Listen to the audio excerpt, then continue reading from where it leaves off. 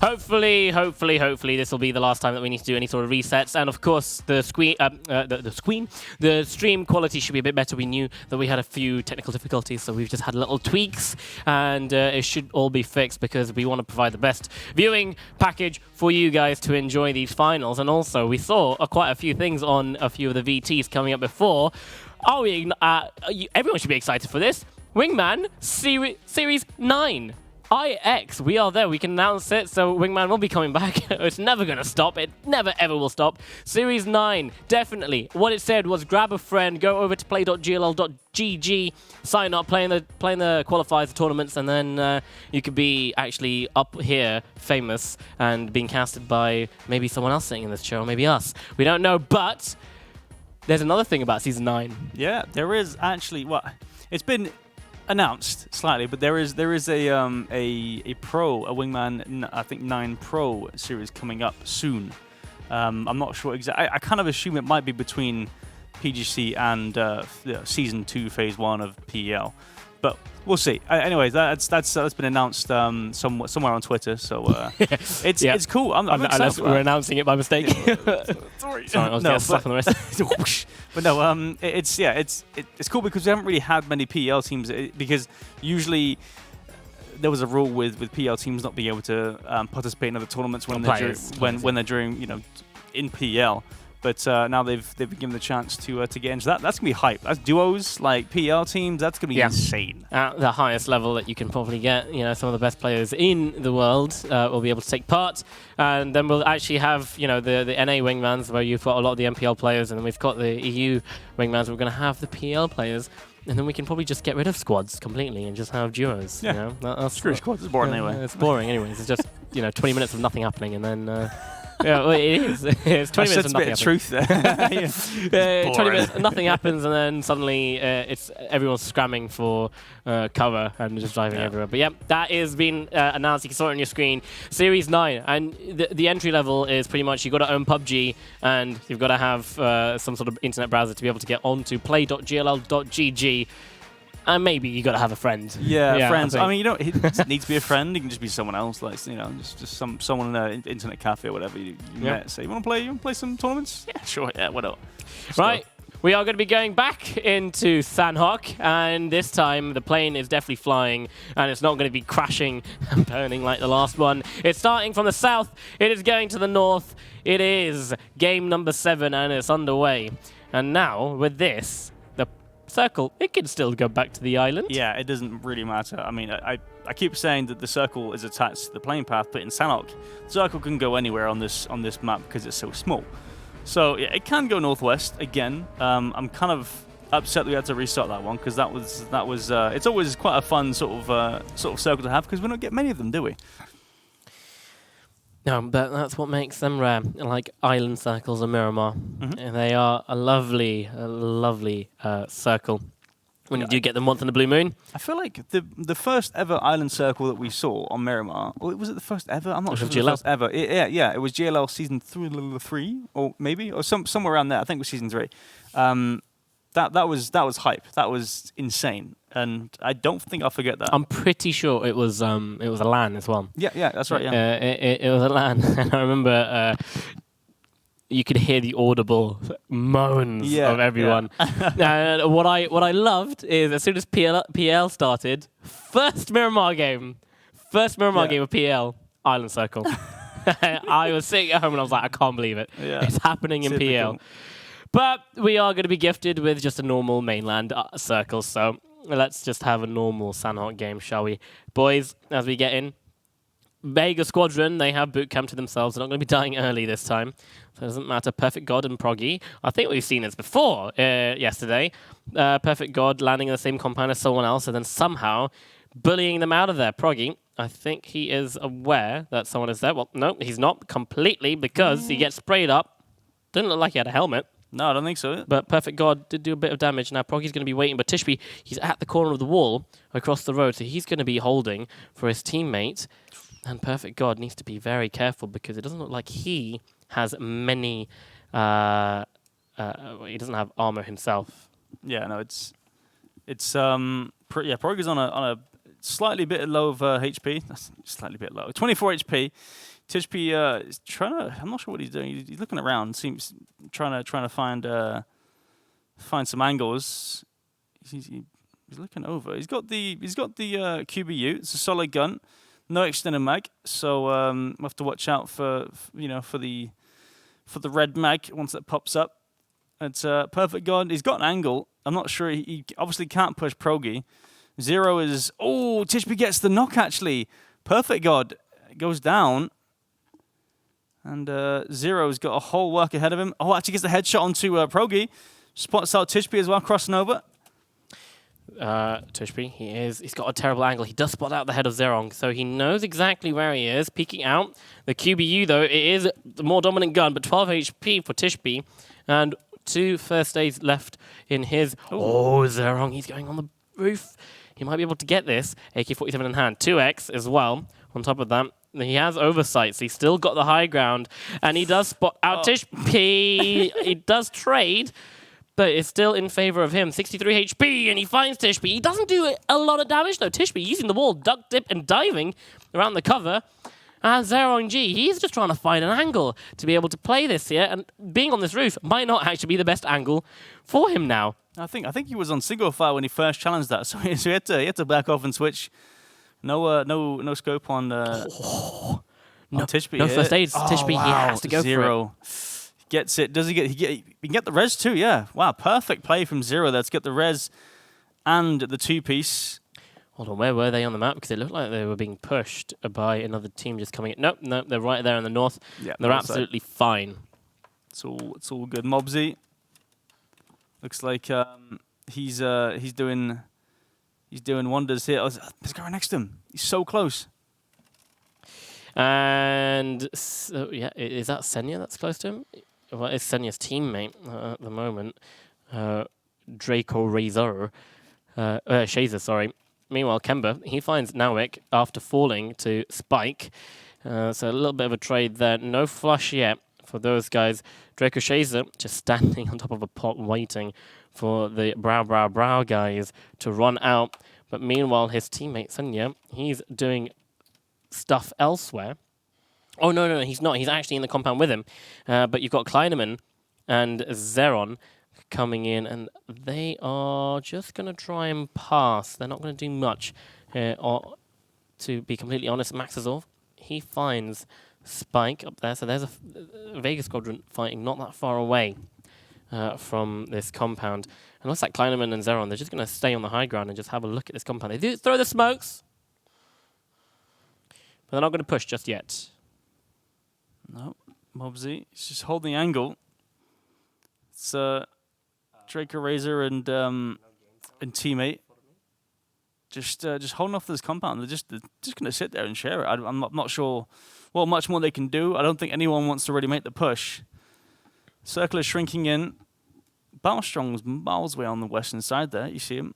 I think, is he the only one on his team? Looks like it. Looks like he's lost his teammate somewhere down the line. No. Gargi's just across the bridge. Oh, yes. That green color just completely debates me. I couldn't even see him, literally. And I'm the colorblind one. That was insane. Well, okay. So, yeah, camouflage Gargi over there. I'm not sure why Battlestrong's taking the boat, though. It's an impressive play. Spike, he's still up. He's lost his teammate now. He's been pushed by the Vega Squadron guys. Lands a headshot behind the vehicle. Comes round. Finds the head of Maxazor. Drops him. Kemba's low as well. And Spike, he's 50 HP. But it could be anyone's fight here. Kemba going for the res behind this. Spike, he's going to go for heal up quickly. But he has to be fast. But he's not fast enough because Kemba is holding the angle. Finds the head of Spike. And there we go. The Asuba guys are out. Insane try there by Spike, but Vega Squadron, they come out on top there. And they should get a crate for their troubles. Obviously they have to look north, but there's a Mark 14 there. Super solid stuff. Now, here we go. Three teams in the space of 100 meters. You got Land Dodgers, Brow, and the Containers just on the southern side. They're just holding it. 4 stars, the winners of one of the games yesterday. Pushing up the hill, Monic gets spotted out. That's a knock coming in. Headshot takes him down, Monic. Well, Sonico's gotta back him up somehow. That nade's gonna be an insta flush. Yeah, that's gonna. Ooh. Not quite, but that does lower his timer. And Will Sonico, he is way too far away to be able to get that in time. Monic does eventually fall. Will Sonico has to back off and find himself a better position to play as a solo. Circle shifts slightly down to the south, but not much needs to change for many of these players apart from the top there. Magebane, Ewan, Perfect God, and Zerong. Zero ONG. I'm not saying Zerong, though. They need to make their way in. B8 finds themselves Go Black, the guy from 4-star. Lands a couple of things, but Tari's behind, actually. Comes in. Aman not expecting it. Neither is Go Black, but Aman goes for the spray. Takes down Tari to 26 HP. Car 98 is his secondary. Can't make any shots connect. But Sparky's going to come in and finish off BA. Will Sonico finds Go Black. Then Tari just sprays down Aman, and that's 4-star out. Wow, that was a strange happenings there. A lot of stuff happened. Obviously, the third party coming in from under 18 there, just towards the west. Scooby, the sneaky man in the bush. Bushmans. Tundo and 50 Cent, they have no idea. Meanwhile, you've got a team coming up just behind as well. Cash, Blink Dagger, and Stimmix. Being blocked by his teammate. Oh, he gets knocked by Owner, though. Saint goes down. That's from the compound. So they had a line of sight somehow. Scooby's just sat here. He's a solo. His teammate didn't join up in the lobby. He's doing all right for himself. I don't think. I mean, Tundo was feeling pretty safe at the moment. That's nade. That's an unfortunate bounce on the rock there. Goes straight past. Scooby. He's actually invisible as heck. Look at his legs. That's so hard to spot. Some shots are coming in. 50 Cent does eventually fall. Scooby, he doesn't actually have any sort of vision, so he doesn't have the information that he needs. He goes for the spray. Vector up close. Tundo falls. And Scooby converts that into something. He has to be careful because there's another player right next to him, and it looks like it's Honor. Yeah, coming up from the compound. Meanwhile, Red Diamonds getting pushed upon by Ground and Trejo. We've seen these guys previously, just yesterday, in fact. Red Diamonds, the current winners at the moment. We'll see what they can do in Sanhok. Not sure they performed as best as they'd like to yesterday in Sanhok. It's only one game though per day, 2 games overall in the best of 12. So not too much to worry about. Doesn't have to be your best map, really, does it? No, but it'd be nice. Yeah, those extra 2 games where you could dominate over other people that aren't quite used to it. You know, every game does count. So you don't want to just write it off as early as possible because it's it could be the difference. That 1 point that you got in this game might be able to boost you up, and you know, 1 point difference is the difference between $2,000 or $4,000. You know, that's 1 point for an extra $2,000. That is definitely worth something to chase after. Lucarux spots out the rewap, guys. Sees Ewan. Goes for the spray. Actually lands enough to get him knocked. Magebane hasn't fully crossed the road yet, so it's going to be a bit hard for him. He's got himself a rock. And look at this. Lucarux, he has no idea where he is, though. He's trying to find out Magebane. Magebane's obviously sat further over the road. He can't really cross. If he tries to cross, they'll hear his footsteps. So he's going to sit there and wait for them to leave. They're in the blue as well. So that's a fair assumption that they will leave. And he's going to have to make his own way in some other direction. Circle does shift. Third circle shifts over towards the west side. And centers directly. I mean, I think we've seen this circle many times before. In fact, Mobsy coming in now. Nail up is low. He gets the heal off. He's going to take up. Is he going to go straight for the res? He does have Draco HayZ is knocked as well, so Senya's going to go for that. But Senya needs to heal up himself. So does Mobsy. There's about 20-odd seconds that both of these players are out. There you go. The res comes in first for Draco HayZ. He can get the fully heal off. In fact, Senya, he's not going for the heal. Neither is Mobsy. He's going to nade first. It's a flashbang outside. Senya's going to fall back. And it's great now that you can move. Oh no, Kleinerman. And it's... Yeah, they've been waiting up here for the entirety that we haven't been watching. They're still there. And him and Zeron finally convert that into a point. But now Eno took an his teammate and Clubber Deluxe. They're all getting involved. Yeah, it just seems like everyone's kind of trying to get onto this hillside. Well, Sonico goes down to rip. Blaze Esports live to see another life, I guess, on Stanok. They're in the circle, not too bad of a spot. They can easily have access to the hill. Eno took, knocks Kleinerman. Zeron looks like he's just gonna back away. He's just gonna run. There's no point even challenging this, and he knows it. He's gonna back away and just try and prone a different spot. Which is fair enough. Good watch out for Clubber though on the south side. He's about 20 meters away, proning just next to this rock on the left. Oh, they're gonna line up for him. Even the cash guys are getting involved. Scooby, you can see he's coming in right behind Blink Dagger, and StimX goes for the Vector Spray at range quite a bit. He's got a barrel. What on earth? He actually gets the knock on the second time round of the spray and gets the flush onto Blink Dagger too. And Lucarux gets StimX, so that helps Scooby secure himself an extra point. And these are all the players that are trying to get in. You can see Zero and G and Perfect God. They're still looking to get in. Ivus and Lucarux. And they've all got to be careful of each other, but plus Scooby, who is gatekeeping 4 players. That's solid. That was a very solid Iron Sight barrel spray. Not too bad. Now, yeah, as you said, there's 4 players right around him. He's got to watch out for Lucarux and his teammate, as well as Perfect God and Zero. He's eyeing up Perfect God. I'm not sure if he knows. Yeah, okay, so he realizes that they're just behind him to his left. So he's just got to stay there and just wait it out. There's no point in even doing anything at this moment in time. Circle shifts even more center. Mobsy is alive still. Lost his teammate to Kleinerman. Senya and Draco Shazer still looking very strong with their duo up. Perfect God. They've got into a fight. Hexecutor actually on board with him. Finds Mikhelovic. Takes him down. Sammy Toxic still alive too. But Hexecutor not in the safe zone just yet. It is ticking 8 HP. You should be okay. Doesn't get it off, and he does fall. He's not that far away as well. Sammy Toxic should be able to go back and get the res onto him. Meanwhile, Scooby gets another one down. He's actually doing work at the moment, but it gets stolen by Kemba. He stands up and he gets a second. And that is the TMT guys out. Scooby, solo player, no teammate in this game, and he's got himself a nice amount of kills to go through to the final stages. Yeah, solid stuff. He does get taken out, though, unfortunately. But, yeah. Hexecutor goes down to the blue zone. That's a big old mistake on his part. He had time to heal, just didn't quite do it. He didn't realize that his health was that low. I thought he had it though. I thought he had that heal. Maybe not. No worries. Just got to have Sammy. I mean, if you want someone that's gonna be solo, it's gonna be Sammy. To be honest with you, we've seen him make some solo plays yesterday.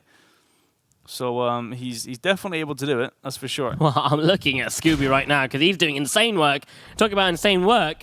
Kemba goes down to a great shot with the M24 of Lucarux, and he does spot out Maxazor, and a little spray with the AK-47 3X is going to do perfect work of those guys in Vega. They're out in 19th.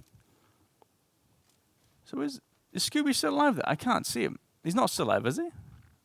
He was north. He must have fallen. I think he died. Yeah, he must have fallen to Ibis and Lucarux, yeah. But nonetheless, yeah. Major Ben, obviously, he's been in the blue for quite a while, I feel. He obviously got stuck outside at Paradise. He's had to run all the way south, and he's still in the blue now. He's just going to wait for Ivers and Lucarux to sort of get inside. He's got to watch out for Jarga, though, because Jarga's got eyes on his position. If he spots him, then he's pretty much dead to rights. Uh-oh. Ground. Oh, insane from Hello Senpai. Manages to actually get some shots back, but it's all in vain. He does fall eventually in the blue. His teammate Pin is in the safe zone. I don't know if he's been spotted out by Trejo and Ground just yet.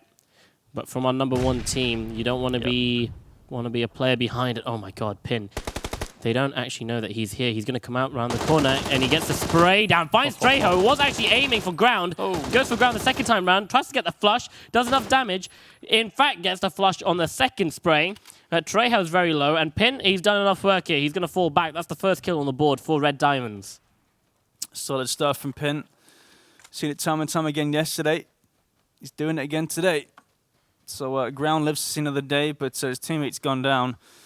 Fight Confiend. They're they're being surrounded, or actually surrounding Enotuk and Dez out.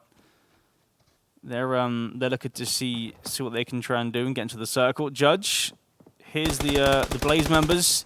Take some shots. Smash goes down to about 50 HP. Oh, it's ready. Gets the knock on to Smash, but Rip, he's actually taking on another fight. Gets down Honor, so it's a trade right now. Doesn't know exactly where Rip is. And now Judge, he's playing Ring of Roses around this rock. Rip is trying to chase him around. Eventually does get up to him. 13 HP. Tried to save his teammate from the flush, but was far too slow. Now Rip have to take Blaze Esports into the final stages on his own, but 4 kills next to his name. Pretty damn good. Fike falls to Molman as Fiend Wow is down to his ones. That's solid stuff from Rip there. Good little chase around the ring around the roses, around the rock. That was a bit slightly entertaining. And Scanner team goes out. Actually, 13th place. Stella Beamy gets that final kill onto Exacta. Moman thinks there's someone around throwing a nade. There's definitely no one there, Moman. Just letting you know. There's definitely no one there. There is Fiend just to his north, about 100 meters, but not too far. Obviously, Clubber pretty close on their east. But apart from that, I mean, he's pretty safe. Great landing. Bank slap in the center. Has a circle donuts in. Yeah. This is pretty easy work for Mobsy, being a solo player. He's guaranteed himself at least a top 4 situation just by being there. No other team is going to try and contest that this early on. Everyone's going to be fighting on the edges. And I think if you want to be on the edge, you want to be in the southern edge. You don't want to be pushing that compound anytime soon. The guys on the north there, they are going to be closer on the northern side of the circle than they are on the southern side. Another crate coming in. So that's an M249 right next to Zeron. It looks like it's probably a bait crate. Mage Bane on his own needs to take on the BTL boys. Throws a nade. It lands perfectly, but Ivers needs to run away. The nade's coming back. 50 HP on Mage Bane. In fact, he falls down to about 25 thanks to 2 nades. Oh, dear Lord, Lukarooks. Oh, wow. That was delayed. Oh, he got him. Okay. Yeah. He is down. Mage Bane goes down. 5 kills on Lukarooks. That's 6 for the team. And they're running over to Fiend. Actually, Fiend gets a knock, but then gets traded up by Molman. So yeah, Molman needs to hurry up on this one because he's got Lukarooks and Ivers coming in fast. That's 9 seconds. They know exactly where he is, throwing the nades.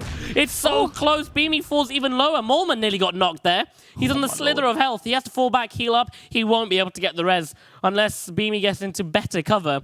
But you can see the pressure's on from Ivers and Lukarooks. In fact, that is going to make Beamy go down because the blue's coming in. Molman needs to hold, get into the circle, and try and find out. He needs to be careful where he's going. He's running straight into Clubber. Yep, Clubber's prone on the edge there as well on the south side. He hears him. This could be rough for Molman. There we go. Just caught completely unaware with his pants down. Molman running around. Clubber gets the kill.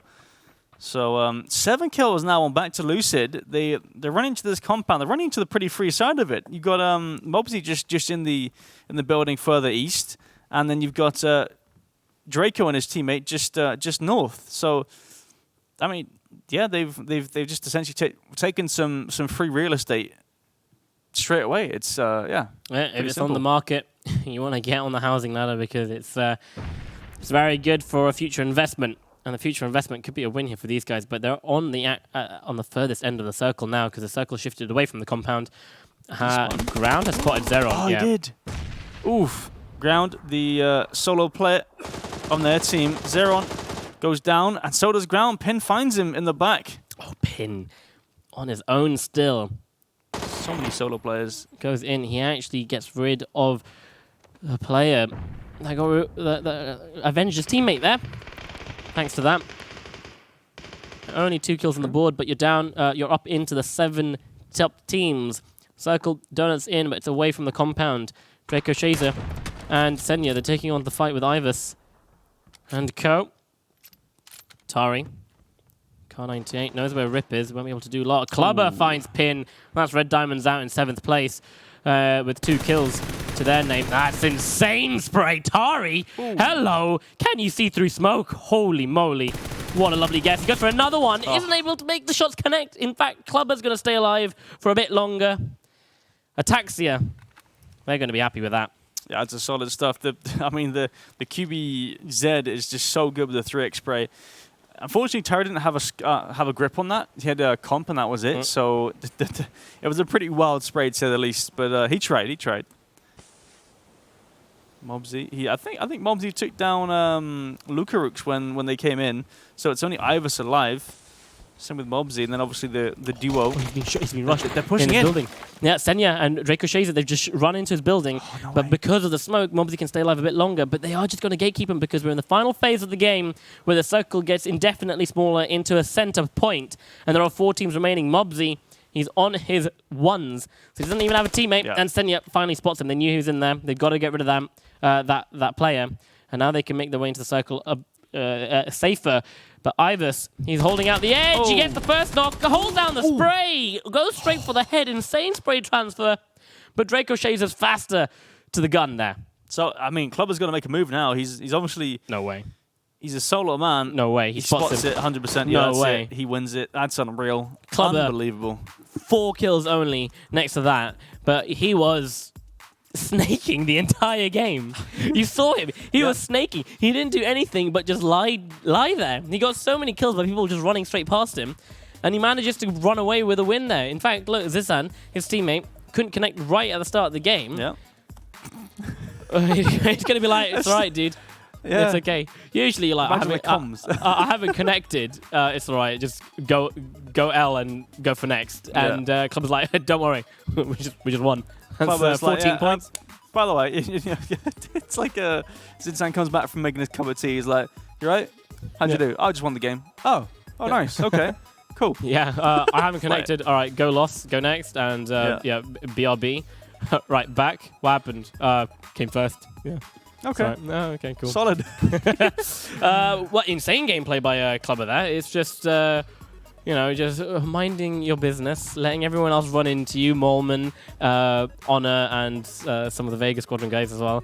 And, just carry it out till the end. Yeah, I mean, I think that he played it right in terms of proning, kind of proning his way in and just picking off certain players here and there, playing it right and not sort of trying to avoid certain fights. I think he did right by proning as much as he could in the early game, and then as the late game, the circle gets smaller and smaller, circle 6 to the last circle, just kind of like roaming around slightly, not making too many moves, but just moving around on his side and just kind of clearing it as you would even with the squad or with the duo, but he's just doing it solo. So that QBZ 3x just came in handy there for sure. Yeah, and also what a great setup for a solo player versus 2 people. Another team fights, gets 1 knock at least, so it leaves you down to a 1v1. And the last remaining player that need to fight is on half HP, healing out in the open. But we're going to go on a short break, and we're going to be getting into Miramar straight after we come back. So don't go anywhere this time. Make yourself a cup of tea, and we'll see you after this small commercial break.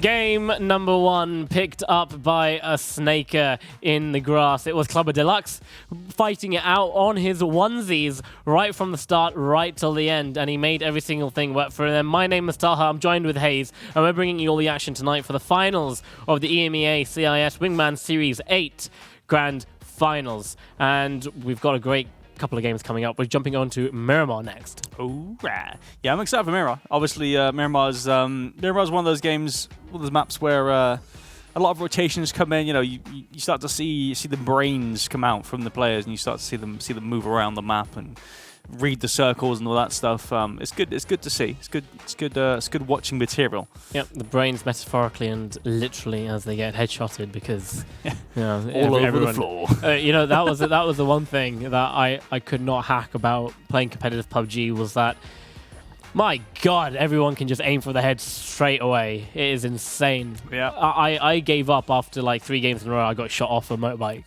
just straight up. I'm just like, again, it just happened. First shot. It's like, usually when I aim at someone and I fire the first shot, I miss and then I readjust. Yeah. No. These guys, their first shot will always hit. Yeah. And then they'll miss the rest.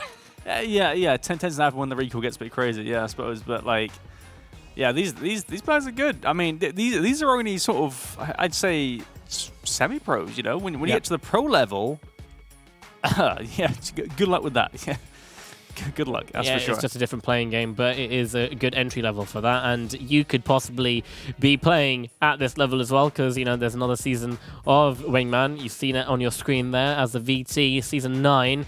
And if I'm right in saying, because the price pool has gone up, I'm not going to quite say what it is because it's been tweeted, and I haven't seen GLL tweet exactly what the price pool is. But the price pool has gone up for one of the, either it's the Pro one or the Series 9, but still $20,000 US, which is this one. Is quite a lot, and that's for each region. So the EMEA CIS Grand Finals, they play it out for $20,000, and then North America and South America play out for their own share of $20,000 US. And if you want to get involved, head over to play.gll.gg, find a friend, sign up, and take part, because that's all it takes. But not only can you take part in Wingman, you take part in a lot of the other things. As you can see, Nations Royale is coming back for GLL. And if you haven't played in that, it's quite fun. In fact, I don't think you have. No, I haven't, unfortunately. I haven't played for the UK, unfortunately. No. Scoom picked me. Can't believe that. Yeah, I think he picked me over you. Yeah. And Commander-in-Chief Scoom, best leader, peace out there. It was, I think, 32 versus 32 back then. I much prefer 50 versus 50 because I just love Carnage. Yeah. But just imagine that. Dropping on a angle, 32 versus 32, dropping a Miramar, 32 versus 32. It is a logistics nightmare, but it is fun to be a part of when everything comes into place and comes together. So you can take part in that as well for your respective countries, because all the countries can get involved pretty much. And I'm not too sure how they play the finals for that. I think it's online. I think it's probably just like as if because technically it's like a CS:GO match, like it's a 2v2, as in teams, two teams going head to head, right? So it's kind of like maybe like a single elimination, I guess, where you just go through and it's like a bracket, and then the grand finals happens and the best one. I think usually it's Finland, right? Finland or whatever that they usually win that. Yeah, because I mean, if you look at the EU, like PL, and the amount of players that are there that are playing in PL, a lot of them are from Finland. Yeah, a lot of them. Yeah, I mean, there's an entire team that is from Finnish. There's two entire teams. Oh, really? Yeah, there's Crow Crowd, and then there's Crow Crowd. Yeah. Previous win strike, by the way. Yeah, but you definitely just don't want to come against any Finns, because they wreck helmets and then your head on top of that. But a lot of things in store for GLL, and they're just going to keep on giving, because they love PUBG, we love PUBG, and we love to play even more competitive PUBG, and we're bringing it to you guys. That if you want your entry level into PL, well, start out here, get noticed, because that's how it's going to work. It's a lot harder finding 3 other players that are all equally as good to be able to take on a slot in Contenders or a slot in PEL, but it might be easier to find one other person and you can show off in Wingman what you're capable of, and you could get picked up. Because I know a lot of people, they want to take it pro, they want to be pro gamers, but they're just like, we don't know how. Yeah, I mean, if you play some of these Wingmans and people start to recognize your name up on the leaderboards, every Wingman finals, if you're in Wingman 6, Wingman 7, come up to Wingman 8 now, and then Wingman 9. If they see you every time on those leaderboards, like up there at the top, I mean, you're clearly a good player, right? So just a matter of getting your name out there and people noticing you. Yeah. Yeah. PUBG, because of the nature of the game, 64 players in every single lobby. There's just so many people taking part, and on top of that, you've then got Contenders, which is another 64 players. It's very saturated, and it's a very hard game to try to make your name in, but once you do that, you can take it far. But that's thanks to GLL as well, making sure that there is tournaments and stuff on for us guys that can't quite have the time to go fully pro. We are just waiting for the leaderboards to come up, and we can see exactly how many points everyone accumulated in that last game. Before we get into game number 8, Miramar. A lot of undulating terrain, and we've seen a few repetitive circles so far from it. Yeah, I mean, it's funny because we saw that San Martin game. Yeah. Was it yesterday? pretty sure. We had 3 Miramar games yesterday, so one of them was the San Martin game, and then I think I was watching the PL promos, the VODs from yesterday, and there was a very similar circle to that. In fact, they had 2 San Martin circles back to back there. So it seems like that's a pretty common circle. I think it's because there are big rock faces that act as water on the 4th shift, so it kind of they tend to shift a certain way because they have to because of the rocks. So I think that's one of the reasons why it might be so common, but it just could be chance, pure coincidence maybe. Should be learning circle theory. Yeah, with a mathematic phenomenon, might be able to convert that into PUBG with its own circle theory. But we know Toby, he's got his own circle theory book coming out, which is the circle will just do anything if it can. One line. Is that? That's the one-line book. It's gonna be a top seller. Toby's Sometimes book. circle comes. If it is possible, it probably will happen. That's what Toby says about the circles, and he's never wrong. I mean, you can't be wrong, can you? When you say that? Nope. I mean, it's right, so it's not wrong. Definitely. Yeah. So what a way. That's probably why. He's just right about everything. He just says stuff that's just like... This so blanket. It's just like... so blanket. It's like a blanket statement means I'm right every time. Okay, let's see. Quickly get some of these notes out I was making last game, because I'm... The notebook. Amazing. So Perfect God and Zero and G starting off last game with an insane... it was a 1v2, and then it turned into a 1v2, and then it turned into a 1v1 right at the end, and Zero and G managing to come out on top there. But both players using a lot of ammunition to take each other out. It was against Tishby and his teammate. Slipped my mind. But yeah, Tishby and his teammate. They had this sort of the compound. I think the compound just south of the northern town. These Sanok names, I don't know them off by heart. I know some of them, obviously, Painan, whatever, But like that northern town, I don't really drop much there, so I don't really know it. But just south of there, and then they had that gunfight, didn't they? And it was a 1v2 on the roof as well. Proggy, there we go. Proggy, that's the Proggy. Yeah, Proggy. Sorry. No, it's okay. Well, this is why we have this, so we can just quickly go in and have a look. And then going back in, I've just written down Spike. I think he 1v2'd as well. Oh, no, he didn't. He was about a 1v2 Vega Squadron, and he got 1 player down after losing Nawik, and unfortunately for him, he was just late to the trigger there. And Tari backstabbing as well, Aman and his teammate. When Tari's teammate was actually, he went down and then got picked up by the under-18 guys. Speaking of under-18, we didn't really see them do much. No, I think we saw the third party come in from them, and then that was it, and we didn't really see much of them after. I don't think we caught their deaths, fortunately. But obviously they were second place before that game, so we'll have to see where they come up. Then I know Pin had a really good game, so. Obviously, they're still on top, so I don't think under 18 would have surpassed them at all, because they're in second place. So it just depends on that fourth, third. If they pass the under 18 guys in second, we'll have to see how that works. Yeah, and Scooby as well, a solo player, managing to do a lot of 1v2s. I've written down 5. For some odd reason, I think I'm over-exaggerating there, but 5 1v2s. 5 1v2s, but he did use the Vector. I think it was like three different 1v2s. He used the Vector to his advantage with a barrel without many attachments as well. That we saw, but he made it work to his advantage, and he was gatekeeping like 3-4 teams at one point. But again, he was snaking. But talking about the ultimate snake of them all, and carried it out right to the end was Clubber. He managed to sneak in there and grab himself a win. Team Ataxia coming out with win, 14 points there, 4 kills.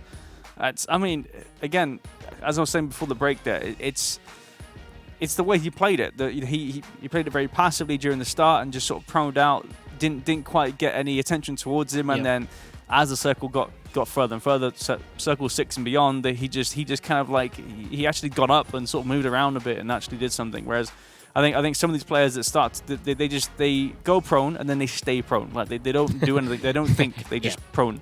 And it happens, right? That's Sanok for you. That's just Sanok. You can get on a hill. That hill on the south side of that compound that Mobsy and the guys had.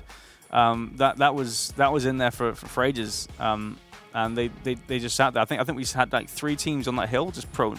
Yeah, I think Kleineman and his teammate. God, we have to. Who's it? Team Containers. Team Containers. They were up on that hill and they managed to take Naileup down from Mobsy, Mobsy's teammate. And but it just reminded me back in the day that like the strat was, oh, you're a solo player in squad game. Okay, just go hide in the toilet. Just hands off your keyboard. There you go. Just don't even move. Don't even touch anything. Just many of the times you'll just see a player just sitting there, not moving whatsoever. I remember I've done that once as well. It's a pretty fun game. Yeah, you just have to cut your losses essentially and just say, look, I'm not going to get anything more. Especially in squads, duo is a bit different, as you said before. But yeah, especially in squads, it's hard to get any 1v4s. So there we go. That was from Game 7. Obviously, Ataxia, 10 placement points with that win. 4 kills, 14 points. Back to Lucid. They came second there. 13 points. So only 1 point behind. So they did a lot of work there with the amount of kills that they got. 8. Ataxia, that extra point from coming first gives them that first place. Blaze Esports, they're in third, 9 points. So a big gap between the top 2. And then everyone else, Land Dodgers, 8 points, 4th place. Stellar, that Moleman and Beamy. Yep, that's right, yeah. Coming in 5th place. They only got 2 placement points though, but 5 kills. So that puts them there. M-Force and Brow, then everyone else following suit. And again, a lot of teams not able to get any points on Sanhok. But this is what is done to the leaderboards. Under 18 have dropped to 3rd. Back to Lucid have pushed themselves up to 2nd place. 50 points now. Red Diamond's only 7 points ahead. If they want to keep their slot in 1st place, they need to start stepping up because they've got 3 contenders coming up very quickly behind them. Yeah, exactly. You got to watch out for that. Got to try and get these points. Again, I said before the last well, I guess during the last Sanhok game, Red Diamond's not really the best on Sanhok, but I mean it's hard to be consistent anyway on that map just because of how random it can get. Yep, but a map that cannot be random other than island circles is Miramar. A lot of landmass. It is 8x8, same as Erangel, but less water and not a lot of water in the middle. So there's a lot more playing area for the boys to be able to drive around in and cause carnage and shoot each other. As the plane does start from the western side, a bit of the northwest, going down to the southeast. The circle, yeah, well, according to HayZ's philosophy, I think it can go pretty much anywhere. It can go from El Pozo all the way down to Los Leones, maybe even Al Azahar. Yeah, I mean, I don't think it can go super far north, but again, it was slightly central. Here we go, Tundo. He hasn't got it. He's just landed. Hasn't got a gun. Titchby's found an AK. He's pushing. Is that even a gun on the balcony? I don't think it is. No, it's not. It's a lightweight grip. You don't want that. No, Tundo. Not like this. Oh, this is rough. Ooh. Just past. He's making a run for it. He doesn't shoot though for some reason. I guess he's just trying to get the angle. There we go. Instantly goes down. Insta flush. There we go. Just about. So yeah, unfortunately, Tunda goes down. 50 Saint is gonna have to make his own way into there's guns there. I think all the guns were in the bottom, and I think he landed on the balcony, or like the balcony side anyway.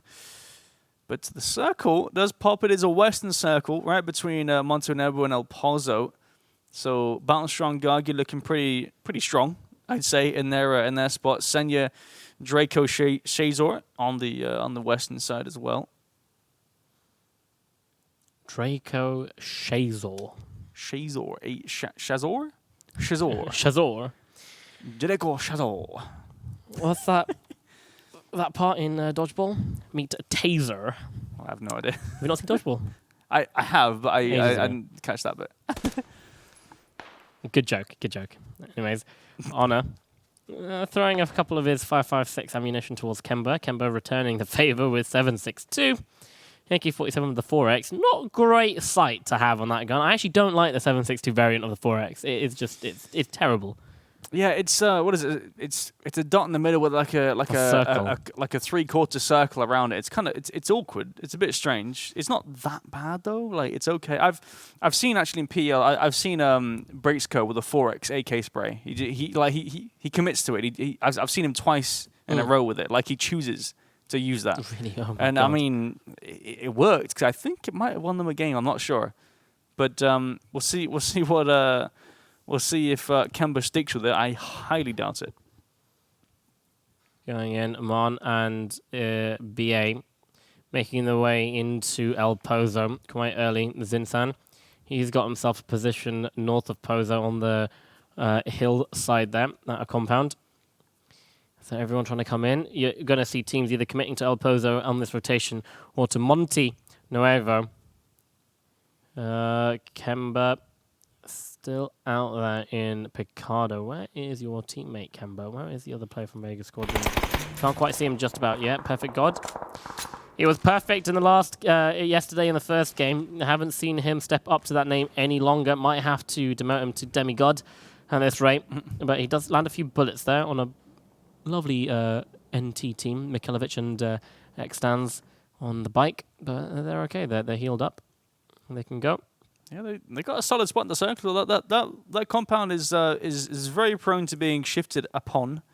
Same with Perfect God's compound as well. It looks like Zero and G and Perfect God are splitting between the two. It's a rough split though. Obviously, if Perfect God gets pulled up on, which is very likely to happen because we've seen a lot of these circles end around that compound. I keep mentioning PL, and I apologize, but we have seen a lot of those circles land exactly on that compound that Perfect God's holding. So we'll see what happens. Ooh, Molman and Beamy, they are just jumping out of their vehicle, trying to tag Tari from M-Force in his Mirado. But unfortunately, it doesn't look like anything lands, but Silas does spot Beamy and Molman from the Stellar guys. Doesn't land any shots on his behalf either. But he does see where Tari's gone, and Tari gets headshotted as he gets into the vehicle. Needs to drive very, very fast. Silas runs out of ammunition. Maybe if he had one more bullet, it could have connected, and that could have been a knock for him. But, oh, never mind. I was wrong. BA's not on. There's Go Black. Ooh, apologies. Apologies. Taking a massive guess. BA's on M-Force, right? Yeah, BA's on M-Force. Fake news again from Talha. 0NG. Driving past very fast on his bike, but not fast enough to dodge a couple of bullets there. Zeron leading as well as he could, but Nailup, he's going to tag him up and can no longer take those fights that he was trying to take. Zeron needs to fall back. You're going to watch out for Nailup on the backside there. He's actually on the south side. He's pretty fast, like a 500-meter shot there. Does it like Perfect God and his teammate Zero get to group up. Sparking, lots of shots coming out onto the passing Unknown Knights members. His teammate just further south, Silas. Looks like, I mean, they're obviously not inside the circle just yet. They've got to make their way in. Unknown Knights moving up and around the north, sorry. They're actually in a really good spot. If you see Reichs +1 in their vehicle moving towards Cabrera on the northern side, they've got a pretty free side. Obviously, the playing path was quite sort of southern, so you can kind of assume that a lot of the players will be sort of south to center.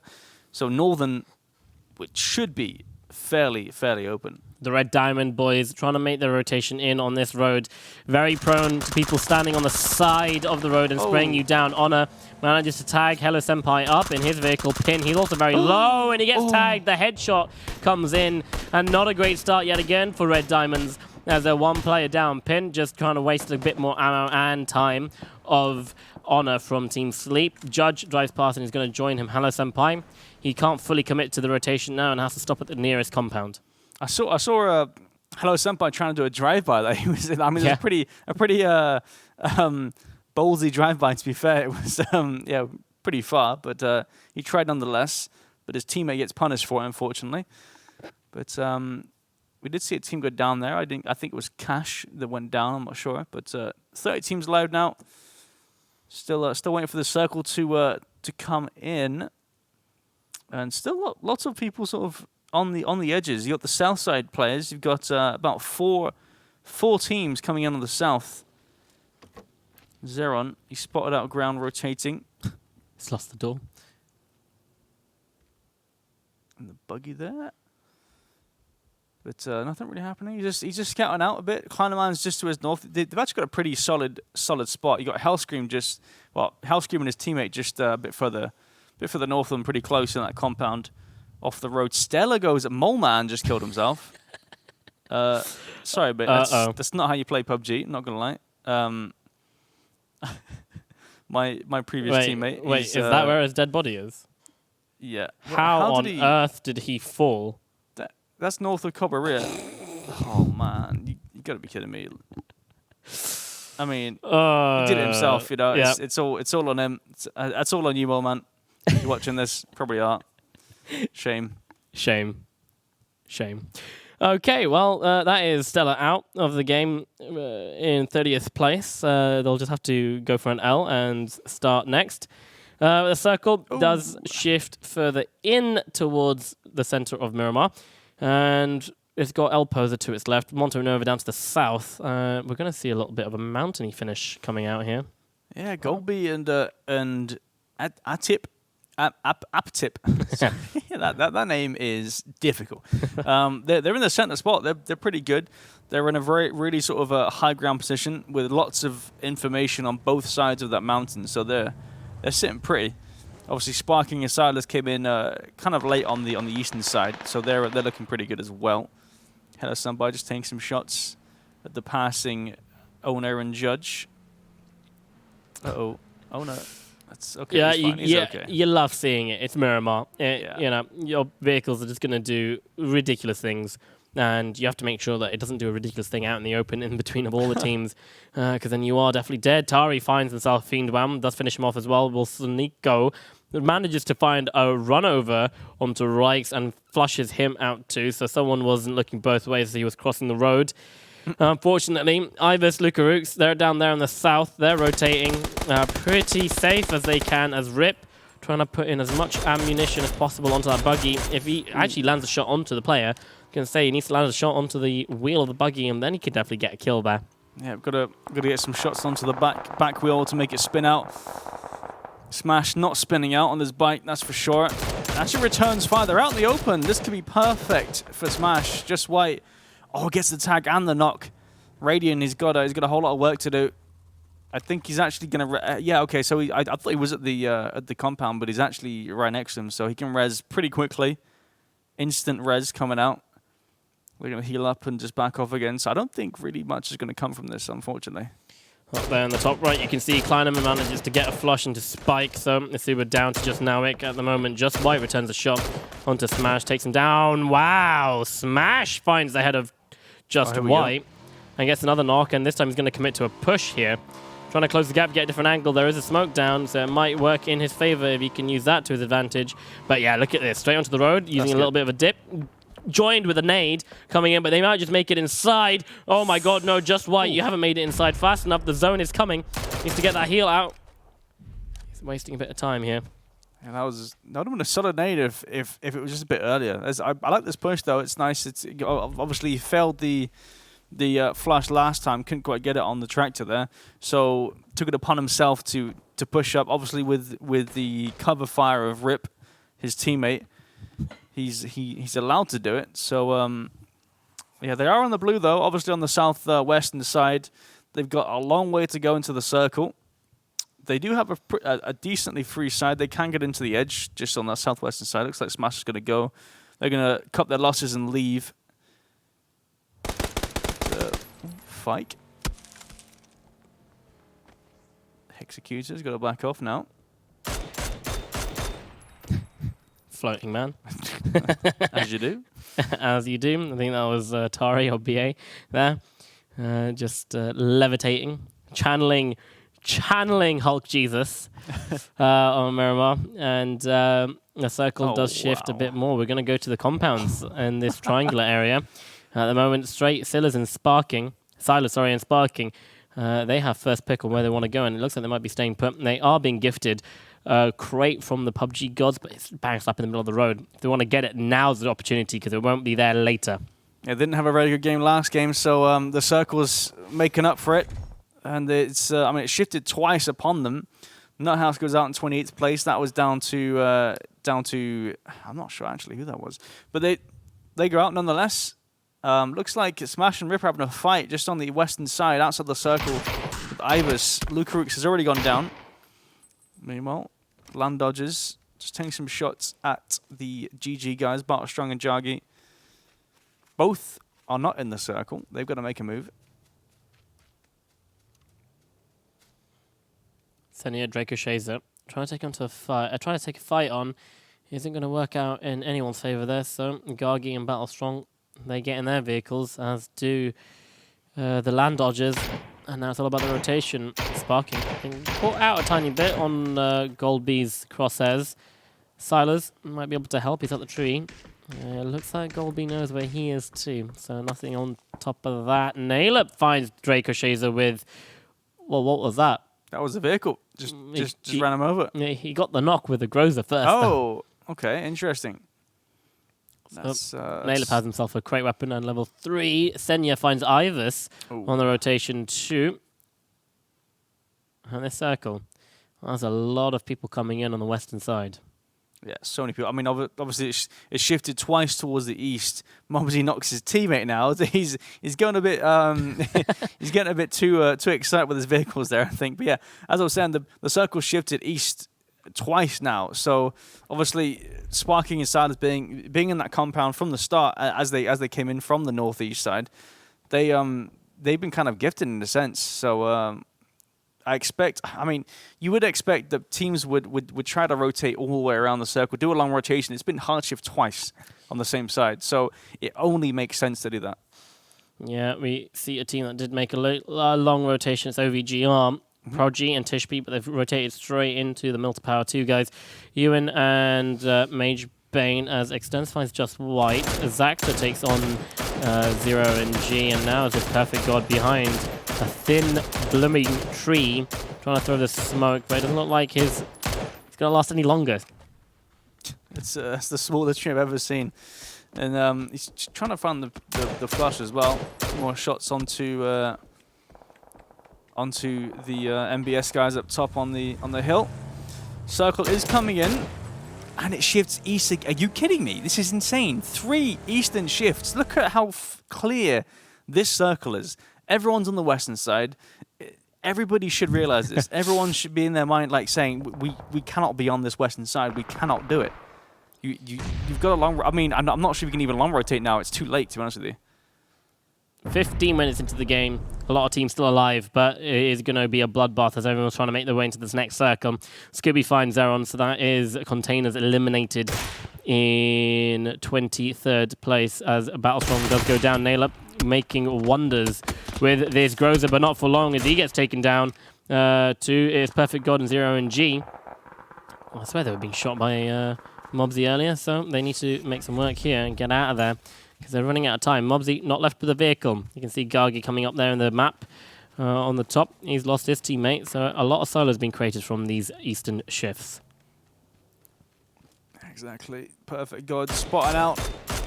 Let's go black there from 4 stars. Not much One health. shot. Yeah, it's only 1 bullet and he's donezo. That's a pretty risky rotation. He's gonna have to try and get past Mikhailovic and Extance. Mikhailovic taking down the Red Diamonds as well. 20th place as well.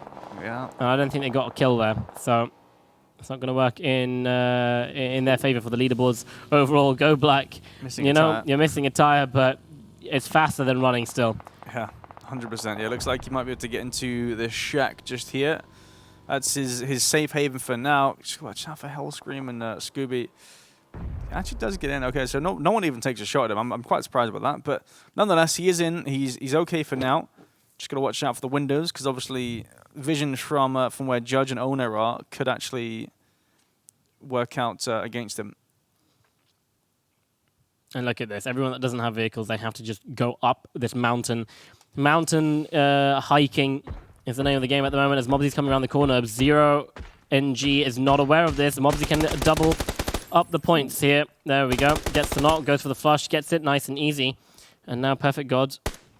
Is he even alive? Yeah, Perfect God's still alive. And Gargi, he manages just to escape with a slither. Well, not even a slither of health, just taking a bit of damage. But he's running straight into Goldbee. Can he get around the corner? He actually falls down, very little health.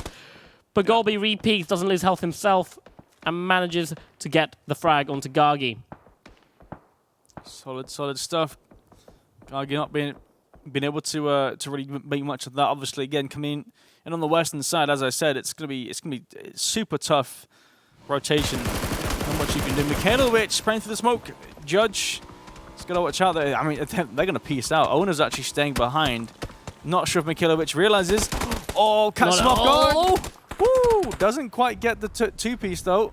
Extance does flush him out, but that was quite a nice little bait, I feel, from his teammate there to kind of leave him behind. The Molotov. Oh, who's inside? He's burned himself. Oh dear, go black.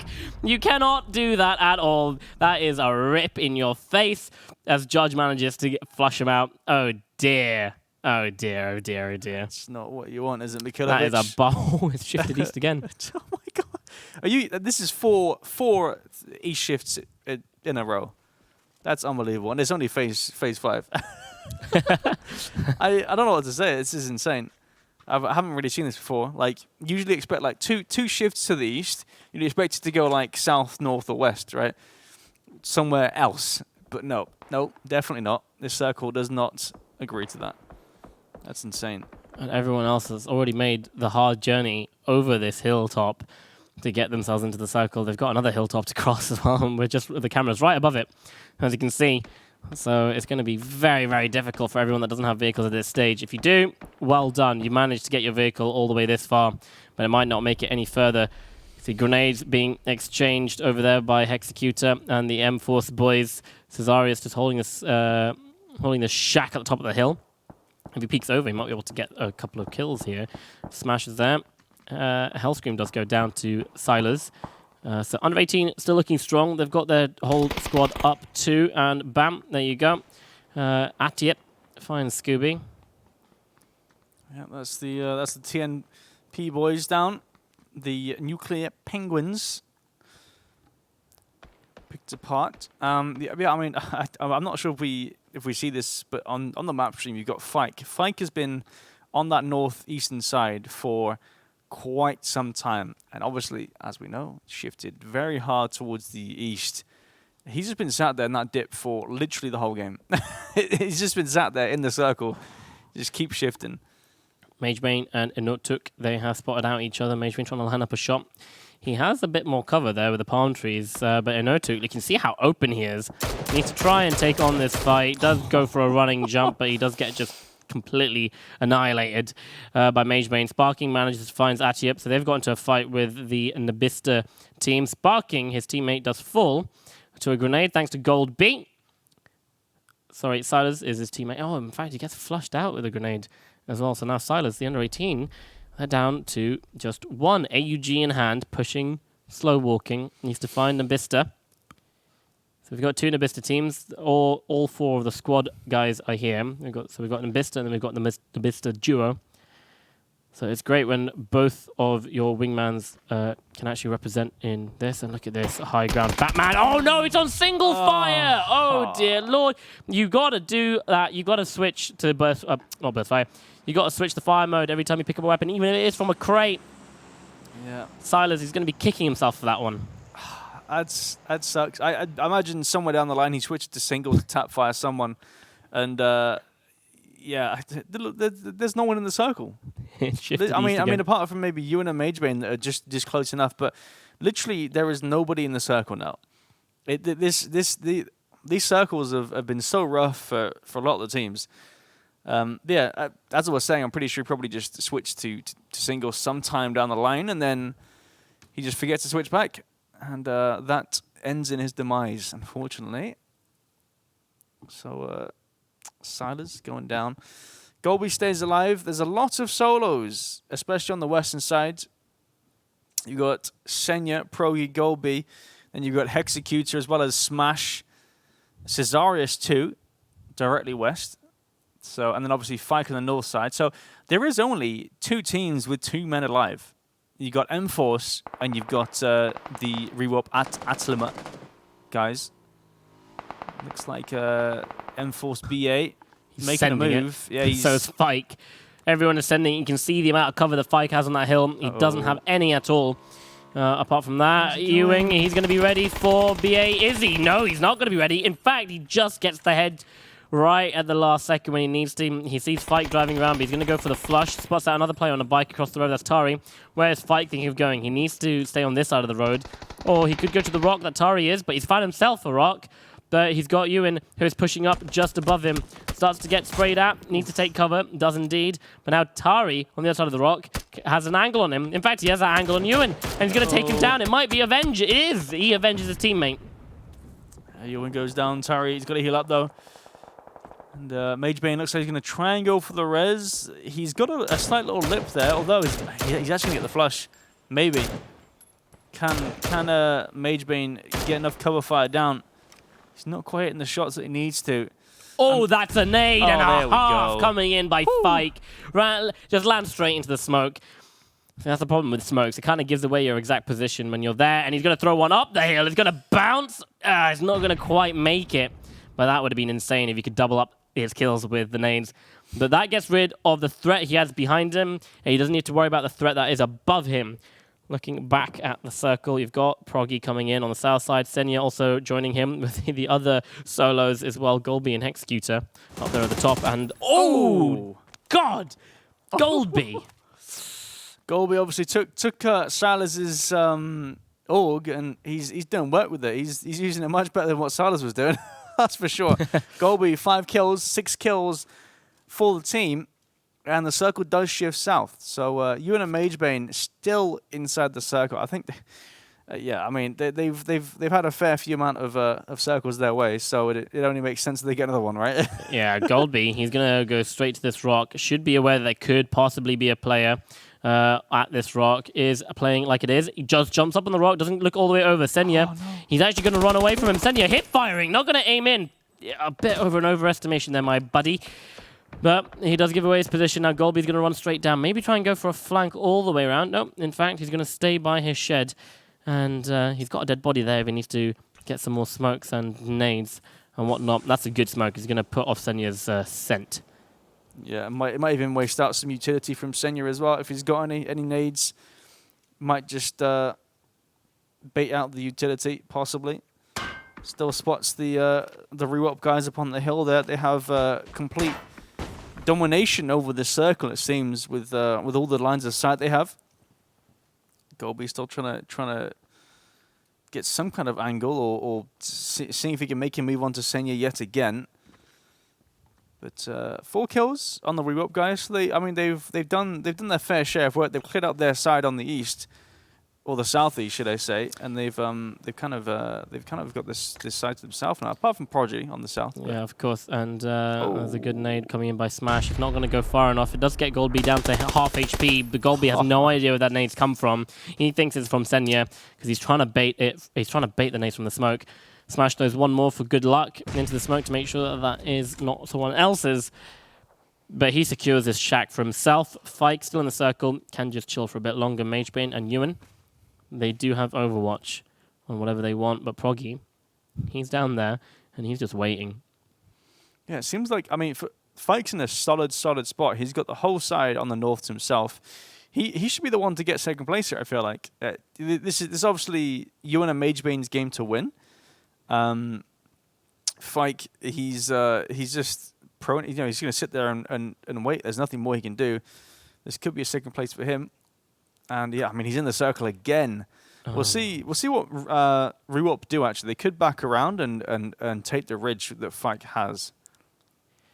5 teams alive, 6 players up. Not quite sure why Ewan and MageBane, they're not clearing like they're left. If they just run down, they'll find Proggy. He's not behind any sort of cover. He's just in the open. But they're playing so passive. They're unsure if they are the duo here. Of course, they don't have that information.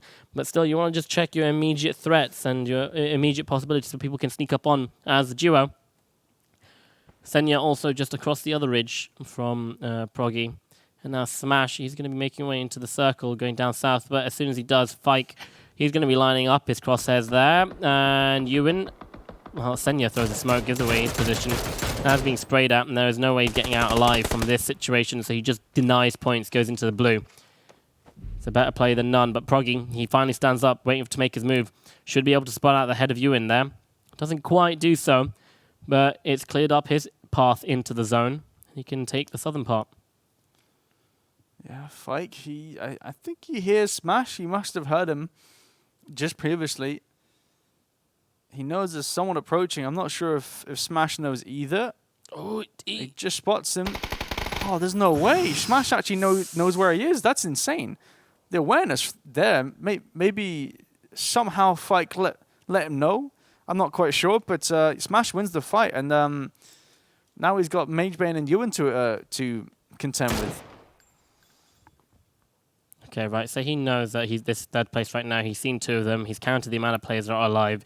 He knows there's one more snake somewhere, so he's going to try and see if he can get that snaker, and that is Proggy. But this is phase number 9, and the circle, the dot, banks up in the middle of everyone. It's going to force everyone to get closer together. In fact, it's going to force MageBane and Ewan off this hill that they have. That's giving them a bit of cover. But I don't think it's going to work in favor of Smash at all. MageBane can't quite see Smash around the hillside there. But here comes out all the utilities. 6 smokes, 3 nades. All the nades, all the smokes now, just to close that gap and make it a nice, fair fight. That's a good nade. Ooh. It's going to bounce to the right. In fact, it's going to bounce all the way. Smash does get tagged up. That is insane trajectory coming out there on those grenades. the bounce off the side of the hill there just to get into the smoke. Oh, Ewan does actually find Proggy. He was prone there. Gets an angle, a line of sight. Now it's only Smash and the re-up guys. Some sprays coming out. The 4x spray from MageBane. It's a 2v1 from Smash. He's behind a rock. MageBane and Ewan, they're going to push up slowly. The circle is on their backside, but it's backside onto Smash. He falls very low. MageBane eyeing it up. They're going to go for some more nades. In fact, no, they've run out, but Ewan, he doesn't care. He's going to push out, and he's going to get that frag. Rewop Atlium. 6 kills, first place. And they finally get themselves onto the leaderboard. Welcome, guys. Welcome, guys. We have definitely missed you. Solid stuff. I know they did decently well yesterday. I think I saw them quite a few times up on the leaderboard. Not quite winning a game, but close nonetheless. So yeah, solid game. It's good to see. Good to see them up there. My Armor 3 brethren up on the leaderboard there. It's good stuff. Armor 3 brethren. Yeah, Ewan, my man. Yeah. I mean, it is translatable, the skills from Armor. Oh, yeah. I mean, did you play the Armor 3 Battle Royale? Yeah. Did you play the Battle Royale? Thousands of hours. Yeah. I think there was quite a few of us that actually transitioned over to. Oh, really? To PUBG, yeah. So okay. A lot of the top players from there. See, I never knew that Battle Royale existed at all. Otherwise, I would have. I was just a DayZ player, but got bored of that very quickly. But I really loved Milsims. Oh yeah, actually like try hard Milsim. So here's some of the replays of the I wouldn't say insane kills, because that was a very standard normal game with the kills that were coming out. But these are all the, I mean, this stuff. You don't want to be driving on the roads. Mirados, they kind of glide over some of the hills, so you want to use the cover as much as possible, and that's pretty much what happens. Red Diamonds, they drove past Tishp and Proggy first, and that's why Pin was on half HP. And Honor, you just need to land 1 headshot, and there we go. Yeah. Look at those shots. That was some solid shooting from MageBane there. Really good. I like the way he sort of peeked it as well, to sort of like he was baiting him to come out in the open because he had to move, and he didn't want to overcommit to the fight. So it was more like he just had to wait until the player runs out into the open, and then MageBane just completely destroys him. There's the baseball transition. This was interesting. That was.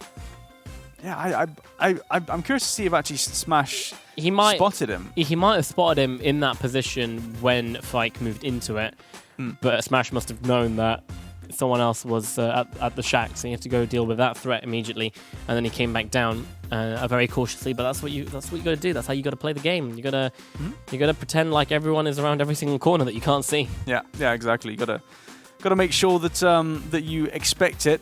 You know, expect the unexpected, they say. I mean, but how can you expect the unexpected when it's unexpected? Always expect it.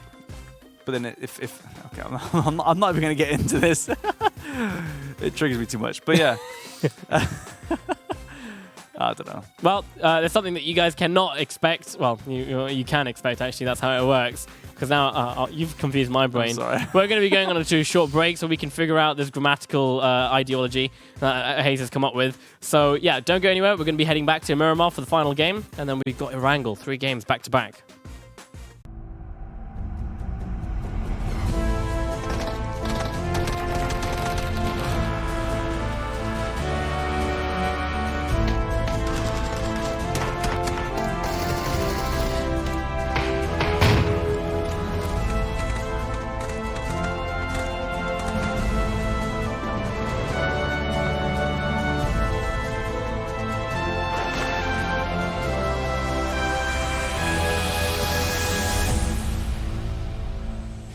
And we are nearly halfway through the day. In fact, we're more than halfway through the GLL Wingman finals. And that is for the EMEA CIS region. My name is Talha, joined by HayZ, and we're bringing you all the action tonight. And we are waiting to see who we can crown the GLL Wingman Season 8 champions.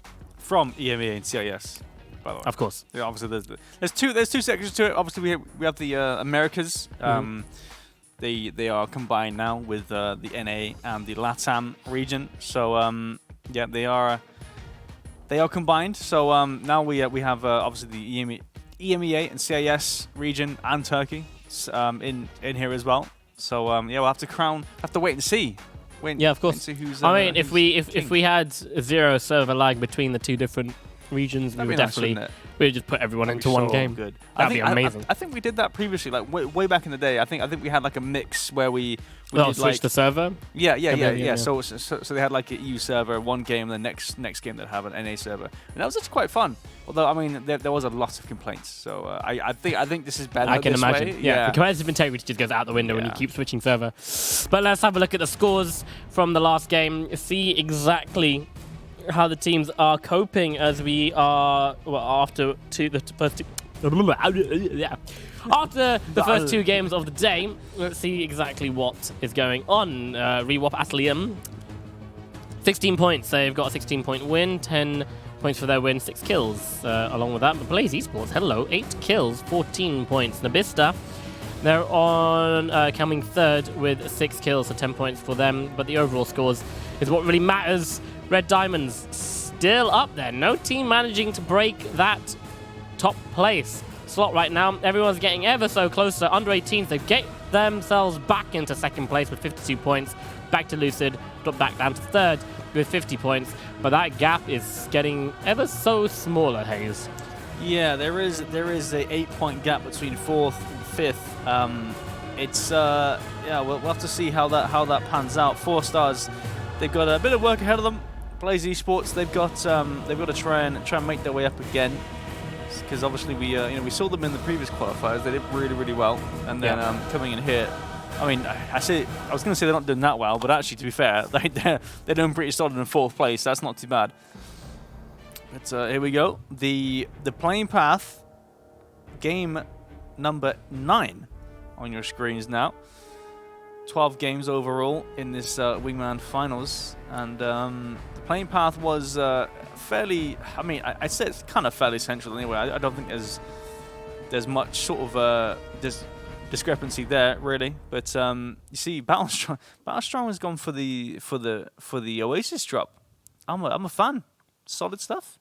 Yep, going for it. No one really loses up there. He says, it's safe to go for it. Kleinerman from Containers manages to find himself a UMP, but he doesn't save the vehicle, and especially the position that him. Wait, Honor isn't his teammate, and where they are is very flat and a long way from everywhere. Honor fires back some bullets towards him, and they're very close proximity to each other. So one of them's definitely going to fall. There's no getting out of that fight there. That's actually 3 different teams dropping in that area. Tishby and Proggy managed to get themselves a vehicle each and get out of there. That's a rough spot to drop, especially when there's so many players around you. It's so open out there. So if you want to sort of traverse between 2 different compounds, you've got a long way to go. You can get caught out. Looks like Owner's still taking some shots. He's got his mini 3X. Kleinerman, only an M16 and an Uzi to work with, and he's got the barrel as well. This guy's all geared up. He's geared to the teeth already.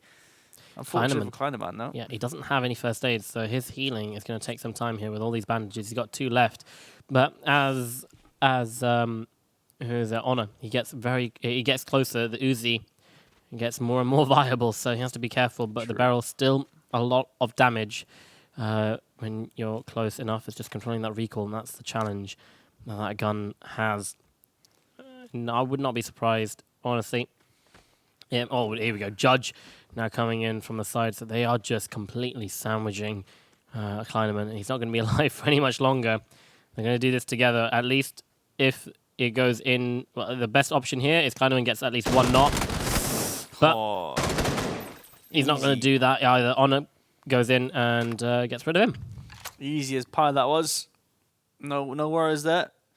The headshot comes in, he goes down. So Zeron, he's got some work to do. He's on his own. And yeah, Judge, I want to get a free kill toward, well, sorry, a free point towards the start of this game. Solid stuff. Anyway, the circle you can see, obviously, it's centered around Minas Generales. You've got Magebane and Ewan there. They're in the circle already. That's solid stuff from them. Monic and Sonico. So they've got a good spot inside Minas Generales proper. But yeah, it looks like it's a pretty solid circle for everyone really, because everyone's kind of dropped around that San Martin area and the water treatment. Meanwhile, Hellscream got a tire there as well as a tag. Ooh. Fairly certain, yeah, he's got the front left tire. So that's going to slow them down, and it comes into favor of Sparking, who manages to get the knock onto Mikhelovic, and he hasn't had a great run today at all. He's been going out very early, and then he's a player that we saw. I think he was the one that did that solo push with 1 HP with the AUG. It was definitely Mikhelovic. So if he gets given the opportunity, he can definitely shine. Sparking finishing off that knock with a grenade. Extra points goes to under 18, and this gap that red diamonds have is getting ever so much smaller. And Sparking's just looking for some more. Can he hit another shot? He does. 24 HP, Cesarius. He is going to get out with his life, but a bit of damage to his armor with durability. In fact, he's going to drive straight past Silas, who knocks him and knocks Rights too. He gets 2 for 1. Nice and easy. Then number 18, they're racking in the points early on in this Miramar game. Absolutely insane spray. He's getting shot by Moman, though, just towards his east. He's got to return fire. He goes down. So, I mean, he got 2 points, but goes down for his efforts. Moman punishes that pretty easily. But, again, that spray, Salas. I mean, he's known for his spray. We know Salas as the highlight man. And I'm sure he probably shadow played that, that's for sure. Instant shadow play. Very nice. That'll be in his next montage, I assume. But Moman gets a kill for that as well. So Sparking gets a decent spot in the circle, though. Not too bad. He has easy access to the northern hill of Minas Generales. Not too bad. But he's on his own now. Rotations coming in, especially from the north side. Senya, Draco, Shazor, Battlestrong, and Jagu, they've got to come around the north side, probably coming towards Cruz del Valle. And 50 Saint Tundo as well, kind of on the northern side, inside the circle. Wilsonico and no, not anyone, just Wilsonico on his own. Trying to be center circle. In fact, it's Clubber and Zinsan. They're also center just a bit ahead of Wilsonico. And they've got a nice position here, but Wilsonico has been eyeing up these kills, and he gets a knock onto Zinsan, and he might be able to convert it into a frag, and he is going to do that. There we go, 1 point on his name right there, Clubber Deluxe. He needs to back off, find a different angle of approach, but Monic, his teammate, coming in just across the road there, might be able to get an angle on. Mobsy's going to go for a spray on his own. I think he took down the tire, but Zero and G very low. Another little spray comes out by Mobsy, and he finally gets him. And being knocked out there in the open, there's nowhere to hide. Path perfect, God 2. Manages to get himself into a shed, but he gets tagged up, and yeah. Where's Scooby shooting from? Scooby shooting from a water treatment side. So that's a 500-meter shot, yeah. Solid shots there. He's trying. I mean, that smoke's a nice idea. Perfect gold, but it's not going to save your car, that's for sure. He was trying to save his car to sort of make a quick, smooth getaway, but his tires are gone. They are no more. Unfortunately, yeah, he does get taken down. That's his teammate going down. So Perfect God's got something to live up to, I suppose. Especially his name.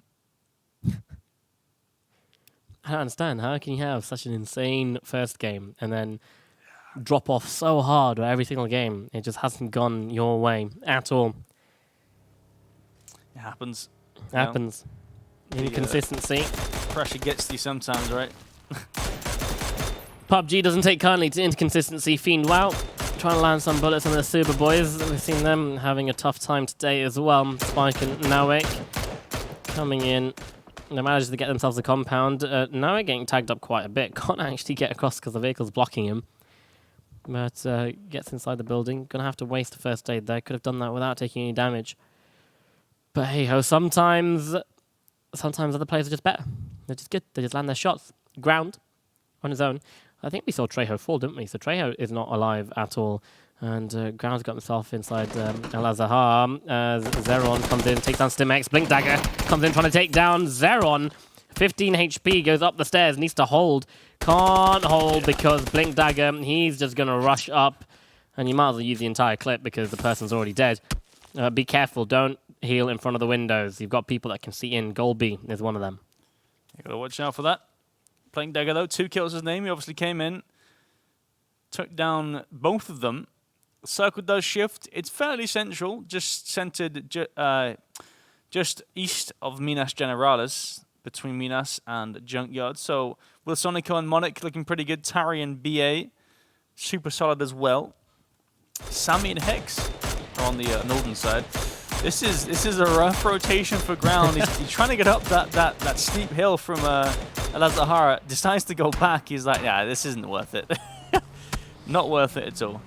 Gargi the table has turned. He's being shot at. Doesn't get tagged up at all. Needs to secure his vehicle. Gets it into a better position so he can use it for a rotation later. Ground. Looks like he's going to be grounding himself into that compound. As Vega Squadron, they've got Eagle Eye onto the Red Diamond guys in this little compound. And they're not going to be going anywhere. So they might be able to line up a couple of shots. Pin and Hella Senpai, they need to be careful where they stop. They want to be stopping out in the open. Otherwise, you've got the Vega Squadron coming down, raining hellfire from above. Beamy and Moleman split up quite a bit. Oh my days, that's a good headshot coming out by Beamy. We can't land another shot to follow it up. Moleman's trying to get the flank as well. He's trying to push around, see if he can spot out the retreating player. Oh, that's what I mean. You got to be careful. You got to be careful. Hello, Senpai. He's got to get the double tap as well on the head. He hasn't got an SLR, so it's not a headshot, body shot. He's got to get the two headshots to knock him. Oh, this is good. Hello Senpai not standing still at all. Kemba's waiting for the moment, but it's not going to come. So much patience here. Yeah. Might be too much, to be fair. Maxis obviously has an angle as well, somewhere, just further to his north. There we go. The shots come out. Hello Senpai gets tagged up with a headshot. Does not prompt any push from Vega Squadron. Looks like Pin's pushing out towards the barn. See if he can get a different angle, possibly give some cover fire. Meanwhile, Moleman spots out the retreating player. Uptip is backing off towards Graveyard. Moleman's just sending it right now. He wants to get some kills. Spots out their teammate of Aptip just across the road. Going to be firing towards him. The silencer helping out just a tiny bit there. One shot connects. Golby doesn't know exactly where he's being shot by him. Beamy, he's got the information. Unsure on what to actually do with that information, though. He's going to back off and not go commit to the push there. They know Golby is outside the circle, as you can see just about. He needs to get across that road. And Aptip, he's not doing anything to help out. He could return fire to Moleman and Beamy. But I think they know that someone's a dead man. In fact, Golby finds himself a vehicle. So he can use that, regroup with Atiyip, and get into a better position in that circle. Yeah, that's a solid find. Lots of shots coming in. Meanwhile, 50 Saint and Tundu already got one kill to Tundu's name. Just taking some shots at, I think that was either Hellscream and Scooby or Tari and BA. But yeah, that looks like Hellscream. He's just trying to dodge these shots, basically. Just doing the Matrix as he gets down to the to this free compound here. But taking lots of shots from Wilsonico as well, I think. Or was that Monic up top? Most likely Monic actually up top there. Yeah, he's got the angle. So that's a really good spot that Monic's got there. It's so strong. The circle does shift. It goes northeast towards El-Azhar. Junkyard just south of center. Yeah, well, that's rough, especially for all these teams down there in the south, west. Pin, Hello Senpai, Golby, Atchip, and Vega Squadron. Vega Squadron already on in their vehicles, going as fast as they can. A lot of the eastern side. Oh, Sparking lands a good headshot. Let's go. That's going to switch to the AK-47. Goes for a little spray. Doesn't connect anything further than that. And in fact, Mobsy nail up. They are going to pull up. And they're going to try and take on this fight. Sparking needs to be careful. We've seen him 1v2 many times. This is going to be another one. Knows exactly where Nailup is. Doesn't quite have the information on Mobsy, but he heard him park his car, so he can take a wild guess. I think they have the information. They're not inside the circle just yet. Clubber Deluxe goes down. Magebane with that one, and that was a nice little angle there. They are on the southern side of the circle, so they do have to. I mean, they don't have to go in, but I imagine they probably will. Nabistar, that's a nade from Hello Senpai. That was Golby just on the western side. He's now down. Just White as well. I think Just White just got 2 kills on 2 different teams. Just wiped 2 teams. That's fair enough. Okay, as you do. But they've still got to make it into the circle. Perfect God running out in the open. He's not been spotted just yet, although I imagine Mobsy and Nailup might have eyes on him in just a second. Uh-oh. Yeah, there we go. I was going to say, there's no way he's allowed to do this at all. Gets to the rock at least, very little health. The blue zone's coming in behind. His time is numbered.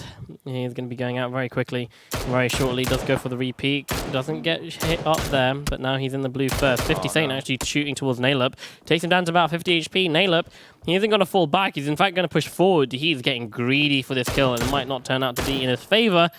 I've seen that happen time and time again. Perfect God. Peeks out. Nailup's ready with a headshot. Gets him, and he's got Mobsy right behind him. They can get in the vehicles and they can go. That was solid shots from Nailup there. Oh no, no surprise. Sparking does go down to Moleman, so coming in from behind on the western side. They've still got to push in though. Tari and BA are well aware of Stella's whereabouts.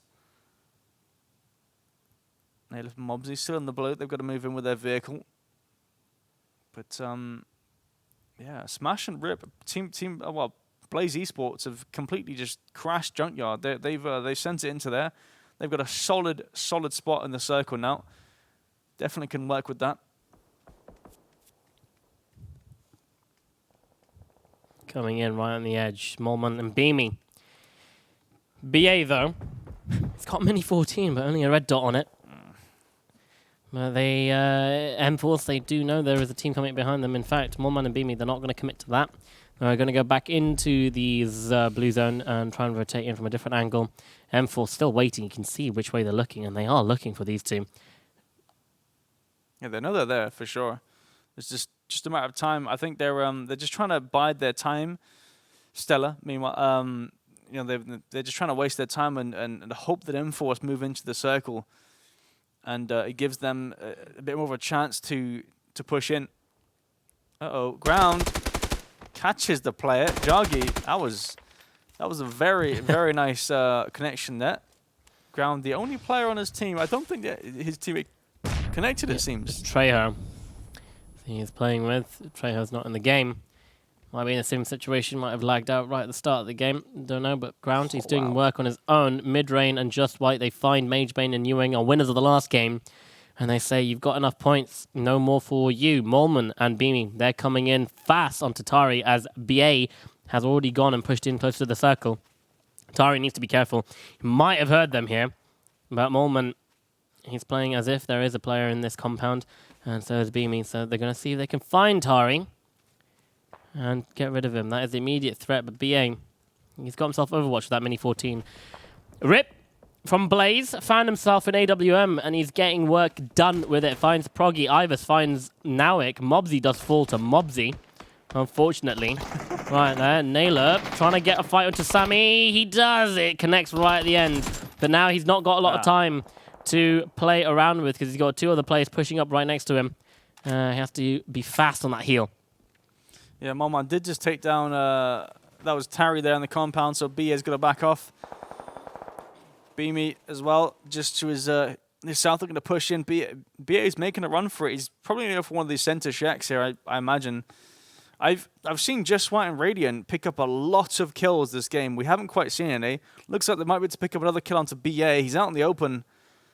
This could be rough. Yeah, 4 kills, 5 now for that team. Hell Scream. Scooby goes down, but he manages to get executed right at the last second before falling himself. And again, they have 50 Saint and his teammate coming in, so he has to be fast. He has to get the heal up on himself. Nice nades coming in, landing right next to Just White. It doesn't actually get the knock. The second one doesn't go far enough. Radiant. He now needs to look towards Red Diamonds, and they need to take on this fight. Meanwhile, Tondo and 50 Saint, they're rotating around. Smash and Rip, they're pulling up all over the place right now. Desout falls, and Smash gets a knock on Dikemba. Meanwhile, Nailup, he's by himself now, and he needs to make his way into the zone. Yeah, come up just behind Saint and Tundo. They're pushing into this compound, just in this crater here. The lone man in Hellscream holding that down. Scooby did die just a minute ago. So Hellscream got to watch out. Only one kill to his name. Not quite in the placement points just yet. That is 12th place where you get where you start to get placement points. So he's gonna bide his time so he can get those extras. Circle does shift. It's pretty much centered on Junkyard now. Blaze Esports, their rotation definitely worked in their favor, that's for sure. So they get to reap the spoils. Well, there are 3 teams up there, well, 5 teams in fact up there in the north that need to make their way into the circle going south, and they're all going to be running into each other. So we're going to see all these teams drop very fast, and we're going to have one victor coming out there. All the teams on the edges need to slowly make their way in, but you can see the terrain, hills and valleys. Hello Senpai might have just spotted out Beamy, and he does. Goes for a couple of shots, doesn't tag him up, needs to find the teammate. Pin, however, is right above them. Beamy spots him out, Pin doesn't know yet. Spots him out, goes for the spray. Neither of them actually land the spray. Beamy does on the second time round, and now he spots out Hello Senpai running out in the open, and he goes for a little peek. And Beamy and Moleman, they get rid of Red Diamonds, and again, Red Diamonds not doing great, just out of the placement points. Yeah, that's a solid kill from a solid wipe from Moleman and Beamy. That's gonna. Oh wow, this is weird. So thankfully, Wisonico actually has the angles onto Just White and Radiant. So I mean, they're way out in the open. They're dead. There's no way. Come on, there we go. So that was so lucky from Stella that Nabista Duo came over the side. Good nades. These are good nades. They're right on target. Yeah. In fact, one gets Moleman. The other one lands in the tree, nearly taking Beamy out. And he knows that he's got an Nabista Duo right above him. And look at this. They're splitting up and they're pushing. They're going left and right. Beamy. Here's one. Goes for the spray. But it's not good enough because Monic, he's on it on the flick. Look at the flick of the wrist right there from Monic. And he gets down Stella. Yeah, solid stuff. Good push. 5 kills for them. Top 12 now. So placement points coming in. That's for sure. Saint catches that Hellscream, the solo player in the creator compound. Saint is on his own as well. So Tundo did go down previously, but you can see the kill tracker just there. There's 5 kills on top there. Also, the great thing is that Saint can make his way in to the zone, not really being contested. In fact, he has to cross over the high ground, so he might silhouette and show himself to all those teams up in the north, especially Wilsonico and his teammate, Monic. Extends, finding it very hard to break into the circle. Ivers does go down, and Wilsonico picks up that point. Luca Rooks, very low, using smoke for cover and healing up. And he has to be careful because definitely the Nabista Duo over there can see him. But no, it's going to be Extends that can see him too, going for a little bit of a spray. Tags him up. It's going to waste another first aid on Luca Rooks. Yeah, Luca Rooks the only man alive as well for his team. Ivers did go down previously. So 2 solos here. There's a lot of solos on the northern side, and then 1 on the south. You got, I mean, technically 5 solos on the north side. Battle Strong, it extends Luca Rooks, Ground, and Saint. And then obviously Monic and Wilsonico, the only duo on that north side. Taking shots at Luca Rooks, he's got to back off. I mean, he's wasting a lot of meds here. I say wasting, he's got to use them. It's not exactly a waste, otherwise he's going to die. Monic comes over with a nade. It's not quite far enough yet, just a bit too far. Now Luca Rooks needs to go for this push onto Extends. Extends, he's ready. But now the nade's going to come in. Maybe this could connect, and it bounces really close, goes straight past, Extends, sees where it is, going to keep a nice berth away from it. Hits the deck as Luca Rooks is going, rises up while he's shooting, lines it perfectly, and Lukarux falls from back to Lucid. Of course, they won a game yesterday, and they are in 3rd place right now. But they've just beaten both under-18s and Red Diamonds to the placement points. I'm not too sure if they got any kills there with them, but all the points will matter, and it definitely would in that situation. So they're going to be happy with that. They survived longer than their teams, the top 2 teams. Battle Strong from GG. He's the last one alive. 1 kill. That was on Gargi. Battle Strong yet to find one himself. 50 Saint, 50 HP. That's what it is. Monarch eyeing him up. Wilsonico. Not quite seeing him just yet. Trying to find players elsewhere. Vega holding the eastern side of the circle to ground. Solo player still manages to make his way into the top 8. So great stuff right there, but it doesn't last any longer as Extans finds him and puts 3 kills next to his name. And for the team. Extans doing work. He's doing absolute work here on the northern side. As a solo as well, he's been here for quite some time on his own. The only man now to contest that is 50 Saint. He has the shack. Obviously getting eyed up by Monarch and the other NBSD player. But, he's got some work to do. He's not quite inside in that. I think he's inside the shack, but he can't play outside of it. The circle does obviously shift south. Smash and Rip looking pretty solid in their compound.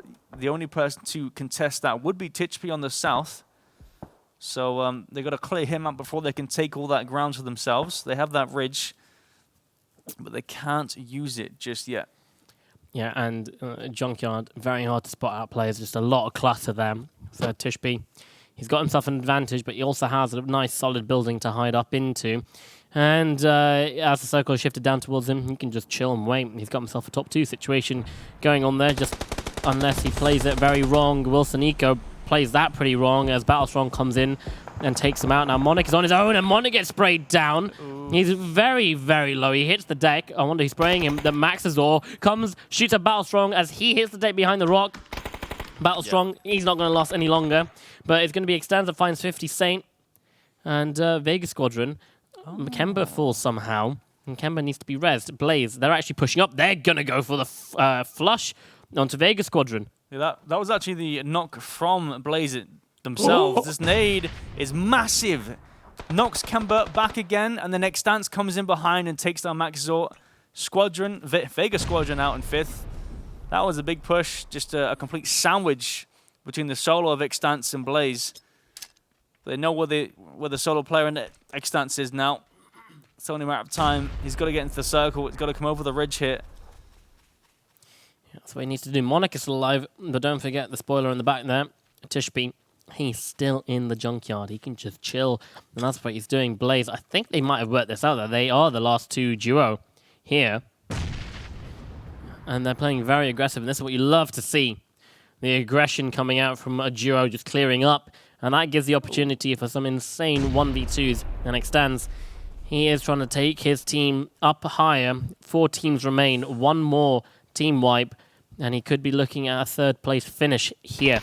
Monarch, oh my god, Extends. He gets the headshot. Rip goes down. Smash tries to return the favor, but it doesn't connect at all. Smash takes out the nade, throws it in the right direction. Extends. He is going to get sprayed down in the end. And just like that, Rip needs to get himself up, not in the circle. Oh my god, no, he's gone. He's absolutely. Does he outcrawl the circle here? I mean, the circle's just shifted, so they got like 37 seconds to res. It's not too bad. Level 3 helmet as well. That's nice. That's pretty solid stuff. Yeah, they weren't looking at Extance when he was peeking over the ridge. They just kind of assumed that he just wasn't there. I know Rip was kind of looking that way. This is so good. Monarch pushing up. He's not deciding. He's Monka-essing right now. He's just been spotted. He could have just gone into that ridgeline and held off Blaze, but that's a good nade. It's just going to go straight past. Not going to do a lot of damage. Neither is the second one either, but he can just ring a roses around this rock. He's very low. In fact, the Molotov is going to push him out of that cover, and he knows that. Yeah. Not going to last that long. Smash finds Monarch. And now Tishby, like I said, he's got himself into a top 2. 3 kills apiece for Blaze. Totaling 6, and now they need to find the last solo. Yeah, I think they know where he is. It's the only place he could be. I think they've realized this from the start. when he came in behind. Tishby, last man alive for OVGR. He's In fact, is the center dot going to be just outside? Tishby needs to be careful. It's going to be just on the northern side of this warehouse, so he could. I mean, they might have to push down the hill. They don't know into him. This could. I'm excited for this here. There we go. Rip is watching. It is a valid information that they have is okay. He could be behind us. No point pushing down the hill. You've got the high ground. They can kind of see in through the roofs, but they haven't spotted him out right now. That's a pretty cool thing. Distance. So how many meters it is? Yeah, there you go. There's a dot. It's actually right next to Tishby. It's on the lower side of that hill. So they need to come down the hill, and Tishby can wait it out. That's what he needs to do. He just needs to wait it out. But look at this. Blaze, they're going to clear out everything and take out all sorts of possibilities where he could be until it is certain he is in the big warehouse. Yeah, they're just cancelling out all the possible angles that he could be hiding in. Any tree, any rock. He could be behind this rock right in front of them. We know he's not, but they never know. But they're just going to clear all the angles. I like this approach, though. This is much better than coming straight down from the hill on the north. So this works out really well in their favor. And not exactly what I was hoping for. I was hoping for a Tishby win, but well, you never know. I'm not going to cancel out. He's got full level 3 as well, so it could work out in his favor. But they're still trying to clear the angles. Tishby, he's clearing some angles of his own. Doesn't want to extend out too much from his box cover. Oh, but you've got 1 minute 40 for that circle before it hits the dot in the middle, so it is closing everyone in. And this is a very good angle that Blaze are adopting to enter from, because the back door's right there. They're going to force Tishby to actually fully come out of those doors to take on the fight, rather than being able to stay in and look up. Yeah. Tishby hasn't heard. Oh, has he? I think he has. They're both moving. They're not slow walking. So he's heard them, and he knows what angle they're in. The smokes are going to come out. That smoke looks like it might help Tishby here come out. But Tishby, he's going to reply with a nade. He's going to try and throw it through the doors as they're moving. That nade lands in the smoke. Rip needs to be careful just a little bit. But the nade doesn't connect. That smoke is going to land in front of the door as well. Another nade by Tishby. It's when you use all your utility. And look at Smash. He's using the smoke perfectly. Both those smokes are going to force Tishby to come all the way out of there. He does get spotted coming out the door, but the shots do not connect. Rip and Smash, they've got a nice pincer angle on where he could possibly be, but Tishby lying down in front of the doors, trying to buy as much time as possible, see if he can spot a player making a mistake. Rip, he can't see what's going on in front of him, neither can Smash. But here we go, get your gun out, Tishby, you need it. That's what's going to help you win the game. He's still crawling, they're spraying the floor, and it's just a matter of seconds as Blaze finally find where Tishby is, and they pick themselves up a win. I'm pretty sure they won. Did they win yesterday? I don't think they've won any games. No, I don't think they have won any games. This finals. So, yeah, this is the Blaze that we are used to seeing from the qualifiers. They come in here in the finals and they win the 9th game of the day. Of the finals. Apologies. Yeah, excellent stuff from them. Really well played. They kind of just I think it was their rotation going into the graveyard. We didn't quite see it on the map stream. I didn't catch it, but I imagine what they did was essentially come in from the south side and just send it into graveyard, because no one really takes graveyard that early because it's not that great of a spot. But on the second circle, if you come in, you don't need the information if the circle's going to come to you, right? No, of course not. Yeah, first one to fall right there. Honor being able to flush out the player. That was insane. Sparking manages to get the headshot there, and then silence this on Cesarius and Rykes. Hello, 1-2, nice and easy.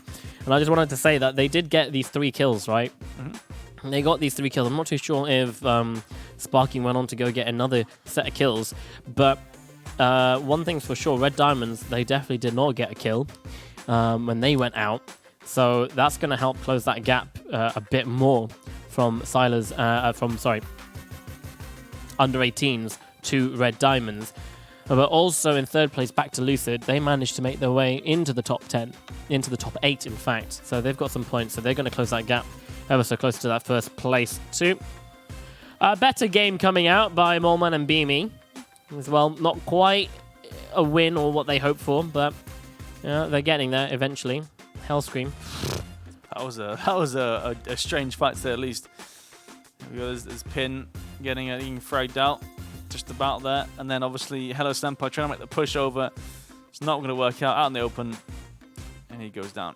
But yeah, no, I mean that was a pretty difficult sort of situation for Red Diamonds there. Couldn't really get the angles because obviously I felt like it was Pin on the top side that was it Pin? I think it was Pin was on the top side that just couldn't quite get the angles, and he was overextending a bit too far. I feel like just overcommitting to the fight, which meant that Hello Senpai on the south side just couldn't help him at all.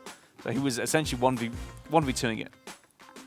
Yep, 1v2, and there's going to be plenty more 1v2s because that's all we are seeing right now. Wingman and many other players, under 18s for instance, they can get those 1v2 sprays straight down. So let's find out what's going to happen after this break.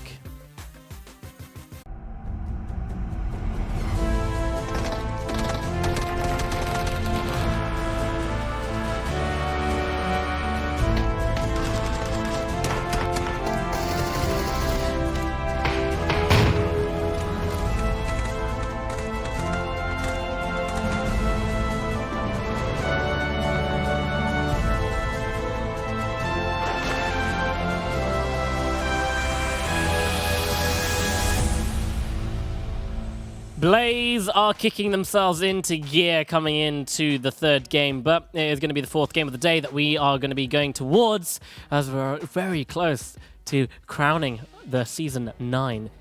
Not Season 9, no. That's next season. That's next season. Season 8 Wingman EMEA CIS champion, and I think it's going to be a very close one. So let's just jump straight into the scores because I'm edging to see what it's going to be like.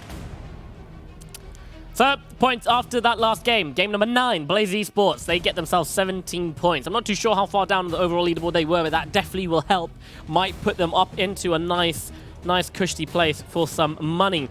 Nabista Duo coming in there with the second place. 11 points, 10 points. Only 1 point difference between second and third. Name team. Stella, fourth place. Crystal Gaming, fifth.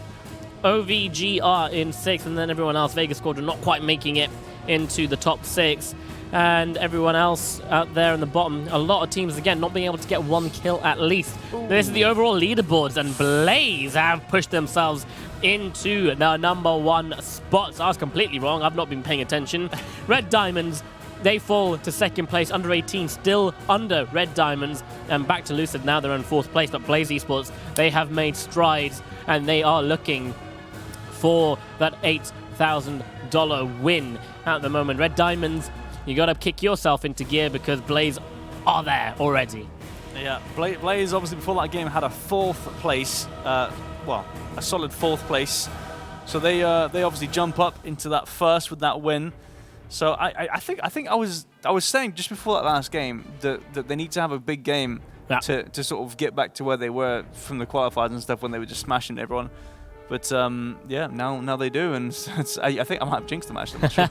One game, only one big game. I mean, it's very unlikely that any of the teams that are below them might be able to win again because we've had different winners every single time so far. But here we go. Game number 10 is underway. We're honor angle, and we're going to be closing out the series honor angle as well. And that is a plane, and by logic, it should be going to military.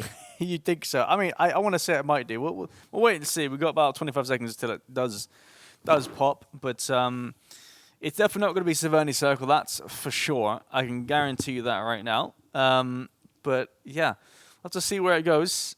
Looks like you got Smash, Rip, Lucarix, and Ivers going straight from military. They've been there multiple times before. Not a foreign sight. That's for definite. Few more seconds, we'll see where it pops. Boom. What did it see? What did I say? Well, yeah, I mean, you said it I first. mean, it's your theory, but yeah, there you go, military. Boom. There we go. I mean, it's like a proven thing now, really. To be honest with you, like I can. Hey, I can be a coach. Hey, I just go military. I can be a coach. Just learn what the planes do, and that's pretty much it. Cesarius. Oh no, Zeron. That buggy has a turning radius of a plane, but here we go. Oh, skirt. Can we get the Tokyo Drift Okay, this cannot go on for any longer than this. This is outrageous. No. This is actually I'm not sure. I don't think these you can drive through just yet. This is the other patch, right? Oh, no. Wait. No, this isn't. You can drive through those, can't you, on this patch?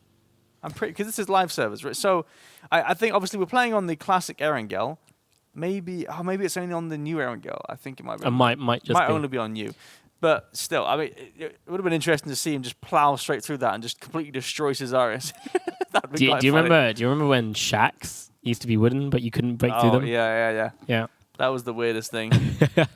No, thank God. I think that was one of the first things they did was put in destructible shacks and make some rock solid. It's good that they made them all, like not all of them destructible. Yeah, it's 100%. important. You can see how much difference that has made because shacks really do come into play, especially in certain areas here on Erangel, as Nawek is pushing on to Trejo. He's managed to make his way into the game this time, but it might not last that long. If he keeps going this way, he's going to jump out the window. He gets put about by Nawek. Nawek goes for the spray. Trejo returns the spray. 50 HP, but 25 onto Trejo. But there's a wall there. 25 HP per person. Nawek going to go for the heal. Trejo is just going to go for a... Well, he shouldn't go for the push. Spike is actually watching the backside of Nawek. But it looks like he's a bit stuck where he is. He's got a UMP. That's not what you want for that range, that's for sure. Spike has got to find a different angle because he's not going to hit anything from there. Oh, the arm comes in, but Trejo returns. Nawek, some solid shots there. Tags up Spike as well. Some more sprays coming in. Can't quite connect the last shots. 33 bullets remaining. Ground's coming in, though, from behind. Uh-oh. Oh, dear Lord, the DP. The headshot coming in. Spike, very, very low. Trejo pushing onto that rock, trying to find it. He's got himself one knock already, but the information has been gathered. Ground, he's making some ground right now against Spike. He's definitely trying to push up. The nade comes out. This is perfect, perfectly cooked, perfect spray. And there we go. eSub out as the first place team this game. Sorry, well, not the first place. The last place team, the first team out. That's what I meant to say. It seems like Ground and Trejo are just like, they own this area. This kind of this Yark Fin area, they just own it. It is theirs. We've seen them time and time again, especially Ground, just completely dominate this this area, especially in military circles when teams go for these boats. Yeah, you say that, but Mage Bane and Ewan, they have just rocked up and they've taken Shark Fin. We've seen Ground play in that compound over and over again. So it looks like they might have to group up and contest that. Might not be aware that it has been taken, but military is slowly going to start getting a bit more populated right now. Blaze have Smash and Rip looting up the mini military village up on the road there. Honor's pushing against Wilsonico. Wilsonico's going to hear him. Honor hears him as well. So both the players actually know Wilsonico. He's just going to carry on going. Didn't hear Honor pushing up. Yeah, he's on his own. His teammate actually Judge is at the glass house on the western bridge. So pretty wide sort of split between the two. Honor, I don't think he's going to make a push just yet. I think he wants to just wait it out, see if he can find someone, see if any of the players push out the compound and he can catch them unawares. Judge, though, definitely not unaware. Sparking and Salas sending it into the glass house. They're trying to take prime position just north of the bridge. Sala's not looking in the right direction right now. Judge, he's still invisible to the under-18 duo right there, but he's just going to hit the deck. He's not going to take the peek at the moment. He's going to wait for one of them to run up. And he can probably get them sprayed down and make this next fight into a 1v1. Needs to wait for his teammate Honor, who is currently at the yellows. We saw him. Needs to make his way across. Scooby from the Nuclear Penguins, they are making a rotation on the boat. It's a very usual thing to happen. Mobsy from Brow finds 50 Saint, goes for the spray, misses everything, actually gets knocked on the return. That's why sometimes it is not good going for the medium range sprays. Just go for the tap, tap, tap. Now Mobsy might have just made this fight completely redundant. Nailup's nowhere near to get the res. In fact, Tundo will be able to get the flush. He's coming up behind. And very early in the game, the Brow guys are down to one person. You don't want to commit to the spray there. I mean, if it's going wrong for you, just reset. Just reset the spray. You don't want to commit to it. Unfortunately, the Mobs goes down. That's a mistake made. Flushed out as well. So it's just Nailup. He's still in this fight. He's got 50 Saint just further north, and then Tundo over the road, as we just saw. 75 HP. He's not even full HP either, so this is going to be difficult.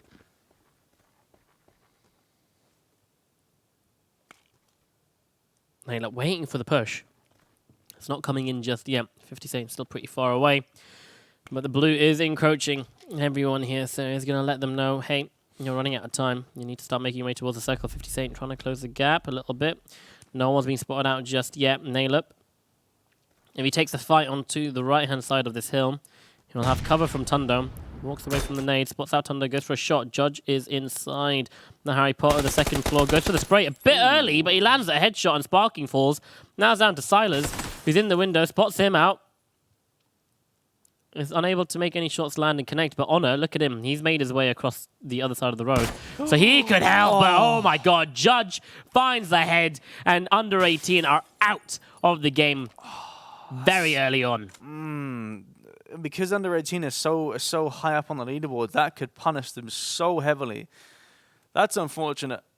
But I mean, to be fair, really well played by Judge there. That shot to hit the headshot there on that small little angle through the window. It wasn't even hard peeking the window. I think he wanted to throw a nade or something. I'm not even sure what he was doing, but nonetheless, they go down, and Judge and Owner own the north side of the bridge. Yeah, they don't need to cross just yet. We have seen circles like this where it can shift back over onto the mainland, and that's when things start to get a bit crazy. You can see Monic and Wolsonika. They're going for a little split here. Not both of them are committing yet to military, and that might just be the right play to take. A very risky play as well. Yeah, I'm looking at the on the minimap towards on the map towards Lipovka. You see Maxizor and team pulling up onto Draco Shazor in Lipovka. They're trying to find boats, but looks like they're going to get a contention into from Draco instead. But the circle does shift. Second circle goes east, centers around the eastern bridge. So anyone on the west side, I say anyone, there's a lot of people on the western side. They got to make a move. It's one boat. It is just one boat. And they're fighting over it. I think they realize for sure. Maxizor and Kemba trying to make slow movements just towards it.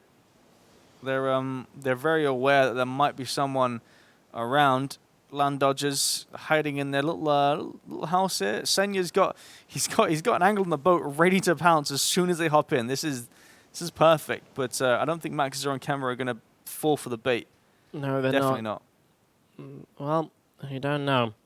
They are clearing out every single building, and where would the players be other than the only two-story building facing the boat? Is over there. We saw the circle shift east, so mainland is still in, and they are going to try and clear out this God building as they're coming in. Draco Shaze is holding a good angle. No one needs to make any sort of movement here. If I were them, if I had mollies in my hand, I would throw them upstairs. Max is on, healing up. Everyone's healing up. No one is committing to this boat. They know. Both these teams know. Something smells fishy, and it isn't the fish in the water. Kemba, he's going for it. Yeah, it looks like he's going to go for the swim. It could be the perfect bait, although, I mean, Maxwell doesn't have angles in the window. If any of these guys have nades on outside, this could be disaster for land dodgers. Radiant and his teammate just down there on the rocks. Kleinem and Zeron holding the high ground, eyeing up a tree that Wilson is right behind. Wait, he's lost him. Which tree was it? There's that one. Oh, there we go. Senya starts everything off, takes down Maxizor and gets him in. And now it's down. It's all down to Kemba. I think they know exactly where Kemba could be. Yeah, I mean, they've through process of elimination, they realize that he can only be further away, just towards the one-story balcony buildings. Meanwhile, Kleineman taking pot shots at this man's lonely tree. Smoke's come out. He's making a move now. I mean, if you hit these shots, you're insane. I'll be impressed. Oh, he does it a few. That was his teammate as well, Zeron. You've obviously got, I think you've got Radiant as well, just below. I'm not sure if that's his teammate. It's not his teammate. No. So, actually, no, it's just White and Radiant. Are you really? Really? Okay. I mean, I'm not sure if that was this is a deliberate play. Maybe they got stuck here. They want to go for a swim, but it looks like Zeron and that is such a cool rock face, to be honest. Oh no! I've never noticed that there's a little cave there. That's pretty good for them. Kleineman, this is what happens. You get a bit greedy. He's going to go for a flush, but he's dropped down. He can get back up, but he might walk into the line of sight of Just White and Radian. Oh, dear Lord. Here we go. Any second now. He's going to run down the beach, Kleineman. Zeron might actually jump down. Oh, please, look at that. Spots that one. Goes for the spray. There we go. Kleineman getting punished for being greedy. Now, Zeron's above. He's not going to commit to this at all. But Just White, he knows that the teammate could be above them. This might give them the opportunity to come up out on top. Yeah, I think they realize that Zeron's up and above. Spray comes out. Just White takes a lot of damage, but so does Zeron. Return fire. Meanwhile, Kemba actually goes down, so Senya does win that fight with Kemba, so Vega Squadron out. They do get the boat, although, I mean, I think it's a little too late over there, to be honest with you. It's way outside the boat. This is the third circle shift as well. In the blue right. Oh, did he? Wow, he hit the last bullet in the chamber. Molman managing to take down the squad from UK. Cesarius and Reichs, they're not going to be able to make their way across the bridge, but Molman and Beamy are. And I'd be surprised if they continue to go through Military Island at the moment. The circle, we can see, has shifted down, so it is going to be a military finish. Rip runs over Smash. Don't want to see that at all. Proggy actually finds 50 Saint as well. You can see Honor and Tishby. They've crossed the bridge, but they're waiting by the bridge. They wait for anyone else crossing. It's just easy kills, really, if you bridge camp right there. Down at the bottom of the zone at the moment, Hello Senpai and Pin currently trying to hold off the Nabista duo guys right now. Red Diamonds looking to get themselves back in first place. Being thrown off their throne right now, but Pin gets completely taken down. He does get Gold Bee as well, so it's a 1-for-1 trade. Hello Senpai needs to do some work here. He's throwing the nades. They are landing kind of in the wrong direction. They are close, but not close enough at the moment. Pin, he's in the zone. He's in the blue. He's going to be left. And I think Golby's going to be left too as well. So at Chip, he's going to be the last one there for Nabista. But 1 point is better than nothing at the moment for Red Diamonds. Exactly. They don't want to go out just now. This could spell disaster. Bridge. Oh, here we go. Owner and team. They've got clear line of sight. Moleman goes down.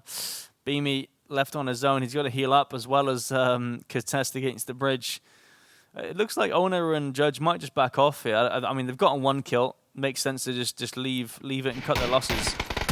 Perfect God. You got to reload there. Get the spray down, and there we go. Easy peasy for Perfect God. This is what we've known from him from yesterday in the first game. Living up to his name. Okay. Well, I thought someone had died there. That was a very important death, but that's completely wrong. But someone wasn't wrong. Fiend Wow about the trajectory of that grenade. And he's going to get replied with another one. Extends, cooks that to perfection. And just before he died, Fiend Wow threw a nade. And it nearly wiped Extends. It could have been Misery Wants Company there. Oh, no. Land dodges, you're far too low to be doing this. Holy moly, don't fall down. Senya just about in a bit. No, they're not in cover at all. They're being shot from the other side of the bridge. Military Island, Draco Shazer, 75 HP, boost going. He needs to push across. There's a smoke there. He's unaware. He's got a nade. Come on, go for the push. Come on, go for the push. Do it. Surely he knows they're in the dip there. There's only one little dip there. Obviously, there is smoke as well, but you have two nades. Just pop a nade into the dip. He's changing up his position. They're not going to be. They might not be expecting him to be on the bridge and this pushed. Mikhailovich and his teammate, they're going to have to come across the bridge anyways. And there you go. He's just spotted him out. Should have, unless he's got the inventory up. He might do actually. Right now. Yeah. Uh-oh. You don't want to be caught. There we go. Spots him. Goes for the spray. You didn't have to do that. Spray comes in. He's got zero cover. It's so awkward. Oh my god, the blue. The blue knocks him. Oh, really? Yeah, it does, doesn't it? X-Stance goes down to the blue. Mikhailovic coming in with the UAZ. He's pre-needing it. Oh my god, he gets the nade! And look at this, he needs to hurry up and get a first aid. The Blues doing so much damage. Draco HayZ going to fall, but not before he gets 2 points. Right there, did he actually get the point for the knock in the Blue? No, he didn't. So Extance goes down to the Blue, but he does get the kill onto Mikhailovic. Doesn't get any placement points though either. Still top 14. And look at Tundov just on the northern side. He's like I think he's just he's accepted his fate. There's no way he's going to get in. Yeah, that's unfortunate. Not at all. No, not at all. Just try and stay alive as long as you can. See how many first aids he has. Might have some dead bodies there. Beamy, he's made his way into the zone. Bar Moleman. Yeah. He's got Mage Bane and Ewing just ahead of him up on the road, but the circle is centering on the lovely tiny area. That is the high ground. Tundo has run out of meds, so he's going to try and get rid of all of his ammunition as well. Practicing his spray. There we go. And there we go. Down he goes. So I mean, you know, he tried at least. He I mean, nearly got top 12. That could have been an extra little point there. To be fair, yeah. If he found a few more first aids, it could have actually been one extra point. Nonetheless. The circle is, I mean, I've seen quite a few of these circles on military where it kind of ends just north of where Lukarux and Ivers are. M-Force in BA making a move. His teammate's just gone down on the southeastern side, so BA is going to make a move towards center, prone it out, I imagine. Solid move as a solo. Interesting. My fourth. They're down to just BA now. Ivers and Lukarux, they're holding the south side right now. Perfect God. He's going to be coming in. That's a good angle by Clubber. Who can you see? Ah, Hellscream. And only Hellscream's the tiniest tip of Hellscream's head as well. I think Hellscream's actually taking more damage by the Blue than he has Clubber Deluxe there. So might be able to... No, he definitely won't be able to make it into that circle right now. He's got Marsik and Zactor shooting at him. In fact, he's going to reply with some shots of his own. Does connect a few. Gives away his position. Still running away from the Blue as well. Hello, Senpai. He's got a long way to go without any sort of cover. Down there in the south, Beamy just needs to get out of range from Mage Bane. He's got a lot of trees in that area that he can use. And also, you've got Go Black and Aman coming in.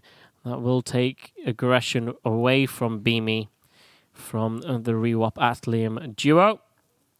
Blaze, they're sitting pretty comfortably. With no one kind of around them, contesting them at the moment. There we go. Judge finds Beamy. So, Honor and Judge, they take out both members of Stellar. But now 4 stars. Look at this, Aman. They've actually gone around. They've sandwiched onto Rewap Atlium. And they find Ewan together. He goes down. Mage Bane taking some shots as well. Meanwhile, Hello Senpai, just on the southern side, gets taken down by Perfect God. Some solid shots coming in from the east side. This nade doesn't quite hit the mark. Mage Bane, he's got Original Rock. Gold Black's got to push in. I imagine Mage Bane knows this.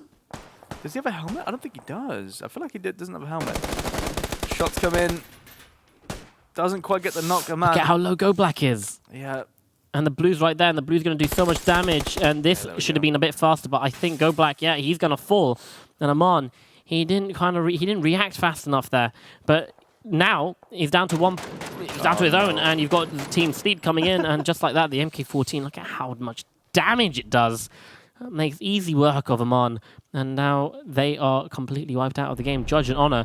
It is a game between Judge, Honor, Blaze, and somehow TMT are back. Perfect God. And Zero and G, they are doing work in this game. Yeah, they're on the south side. They're actually out in the open. Lukaruk's big shots onto Zero. He goes down, instantly flushed. Perfect God also out in the open. He's just spotted him too. I'm pretty sure he knows. But also Ivers has caught out the push from Blaze Esports towards the west. Oh, in the face, nade. Uh-oh. A bit too far away though. And this might be the opportunity the Perfect God needs to close the gap and get some extra points. Lukarux, he doesn't know which way to shoot. Smash actually gets the nade onto Lukarux. So that gets a knock. Perfect God, this is a perfect opportunity for him to steal some points in his favor. Smash and rip. They're wiping everyone out. Wow. But it's going to be Sammy Toxic with the AWM. Oh my god. Does this player just go for crates? That's insane. So yeah, back to Lucy goes down, as well as TNT Perfect God at the hands of Sammy Toxic and his AWM. They have the whole ridgeline across the road there, just down the road. So they see, if anyone's on that road, they'll see it 100%. And obviously, they spotted out Perfect God. He goes down. The only players to cross over now are Exacta and Marsic. Scandal team, 1 kill on Exacta. They've got to make a move somehow. It's going to be a rough time, that's for sure. 5 smokes on Marsic. So they have utility to use. 3 smokes on Exacta as well. So not too bad, to say the least. But they've got Blaze and they have Toxic players to their north as well. This is going to be so tough. I don't see them making this, to be honest with you. BA, however, he can start making his way slowly to the center of that circle. I mean, he's done a great job, but it's a 2v2v2v2. You can see every single duo have their little own space, and BA is the little lost sheep in the middle, who's waiting to see what the circle can do if it goes into his favor at all. Zacta and Marsic, yeah, indeed, you're right. It is going to be hard for them. They can kind of push up to that fence and use it as cover for a bit longer. And if they do so, they might be able to get some shots down onto Sammy and Hexecutor, the Toxic boys. But they have to be careful of teams like Ataxia, again, making their way into the top 6. Might be a top 5 for them. Team Sleep have managed to make their way here too. Force and Blaze. Blaze, currently in first place. This is good for them, the extra points. Don't forget Red Diamonds, they went out. This could be big for Exacta and Marsic. I like the idea of pushing just one side to just force the issue onto one of the teams. Instead of going straight in the middle, where you get blasted by both Blaze and Toxic players, they push one side. I mean, if they would have committed to it, they would have actually realized that there's only, Hex and Sammy there. Yeah. Meanwhile, Clubber has the angles onto Exacta. Doesn't quite get the knock, but does some damage nonetheless. Yeah, that was the problem with that. They were just completely in the line of sight of Exactia. And they can kind of predict, they can kind of dictate what the Scandal team can do. And landing a big headshot means that they're going to crouch, prone, and heal up a tiny bit. You don't want to be... Yeah, watch out for that, mate. Yeah, you don't want to be just standing still there. Can't throw anything through there. You can shoot through it, but you can't throw any smokes through it. Nade comes out. This could be big. He cooked it, though. Yeah, he cooked it. That's the issue there. That could have rolled pretty far, but you don't want to cook that. That's for sure. They need to make their way down onto the road here, and it's going to be very hard. This one. This nade! Oh, no, wait, that's smokes. Never mind. I'm so confused. It was orange. Did that? Oh, that nade got him, though. Sammy's super low. Hex is half makes HP. The push. No, Smash is actually smashing him up right now. He lying down. Bad choice right there. In fact, Exacta finds BA. So they get rid of one more team just before it looks like they're about to go out. But now Exacta, a crate just landed. Hello. He can get himself some level 3 gear. A nice little top up just before going into Hellfire at the moment. Smash, they're looking at Toxic right now down the end of the road. And this is down to Exacta. If he can actually make this way across there, he can probably get some frags. Where on earth did Hexecutor find that bike? Hey, he just found a bike out of nowhere. He's just knocked himself. He tried to jump off. Apprehensive, to say the least. And yeah, he goes down. Smash getting the knock and the elimination onto Exacta as well. So Hex does kill himself. So no points going to any team there. Sammy Toxic, the only man alive for his team. So it's just a 2v2v2v1. 4 teams alive. Yeah, and the circle's getting indefinitely smaller. Right now, Blaze got himself center circle. So that's exactly where the dot's going to be. Honor and Judge. They have the western side, Clubber Deluxe. And, God, I can't see the name. What is that? That's, Zinsan? Zinsan, that's it. Zinsan, yeah. Zinsan. That's the one. They've got themselves, there we go. Seeing the topography of this zone, Zinsan, you kind of want to put some ammunition into that SKS. Yep, there it is. That's 7-6-2. So Smash and Blaze just pushing out. You can see the high ground that Clubber and Zidsan have. Judge and Honor, they've been playing excellently in this entire game. Just need to play this a bit more methodically. Sammy, he's got the low ground, so he's got the cover. And there we go, circle donuts in. So Blaze, he's got himself the prime position. Some shots do come out from Zidsan onto Honor, but they reply with a bit more of theirs as Zidsan falls very low. Smash, he's going to go for the push. He's heard exactly where Team Sleep are. Here we go. Close that gap. Yeah, pick up some extra points. Yeah, they've heard the shots come out. I mean, he's got 2 nades. If he throws one over there, I mean they were pretty close together. Now obviously split apart. Owner and Judge. Smash going to go for the silent hitman flank around the edge, whilst Rip actually holds the ridges. So this could work out pretty well. Meanwhile, though, he's actually taking some shots. Oh, actually takes a shot of his own from Rip. And there we go. Yeah, so Smash goes down. Smash takes down Team Sleep there, Owner and Judge. Now taking shots at Sammy Toxic. 7 kills on Blaze. Another big game. We see them last game on Miramar, and now this game on Erangel. Solid stuff from Blaze Esports here. They're in first place now. And looking to possibly win out this game. They get the knock into Zinsan. Clubber Deluxe half HP. He doesn't really have any idea where the players are. But look at Sammy. Look at Sammy on the southeastern side here. He's flanking around. He realizes that he can use this ridge to his advantage. The spray comes in. Rip doesn't go down. No. The turnaround from Rip. Sammy. Not all the bullets connect. And there we go. Lord. Blaze. They actually get back-to-back wins here.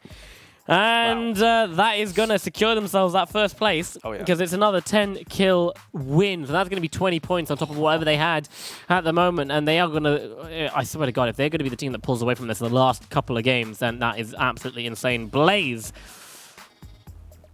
they said, look, we won our first game in the last place just now. And it wasn't just a one-off. Yeah. Hey, Tal, you've been saying that not the same team's winning quite frequently. Well, guess what? We are that team that's going to prove you wrong again because I love being proved wrong. And it's just brilliant when a team does that. Back-to-back wins. Blaze Esports. Yeah, pretty nuts stuff. I mean, 10 kills as well. They came in from the western side. I'd say the most stacked side as well. Yeah. It obviously did shift fairly far east as well on that military zone. So, and they did actually push. I think they camped the bridge on Moman too. So that was Honor and Judge. Oh yeah. So they camped them. That's my fault. Yeah. Okay. No, Blaze. They landed in the military village that is the Sosnovska village, just on that road, and that's where they loot up. And it's just insane that they managed to be able to get themselves the back-to-back win. But hey. Here it is. Look at this. Oh, he's aiming really for the nice. peak. Yeah. Solid stuff there. Judge with the 1v2. Keep saying 1v2s are so possible. I want to see this actually. Oh, the small amount of health, and he clips him with the last bullet as he goes behind cover there. Yeah, Moman. I mean, we've seen him in the early days. We haven't seen him quite on form recently, but love to see it every now and again. Perfect nade. And then if this nade actually connected, that would have been insane. But don't forget what happened straight after this. Look at that. Oh, yeah. So close. So many nades back and forth here. And this day, it's just a nade fest, really. It's, yeah. My man as well, taking down Mage Bane there. Yeah, I mean, Blaze Esports, man. They've we haven't seen them at all in the finals, and suddenly they're in first place. I mean, this is the thing. They have been playing consistently okay with the amount of kills and high placements that they've been getting throughout the games yesterday. And all it takes for them is that one insane victory that they just had to be like, hey, by the way, we're now first. And then their second victory is pretty much, hey, by the way, we are still first, and we've just increased the gap. So teams like Red Diamond and Back to Lucid, who are in, under 18, Back to Lucid as well, who are in second, third, and fourth, respectively, they need to start kind of stepping up their game because Blaze definitely have And let's see if they do step up, well, in the final 2 games that are coming up on our angle. Don't go anywhere. We're going to go to a short break.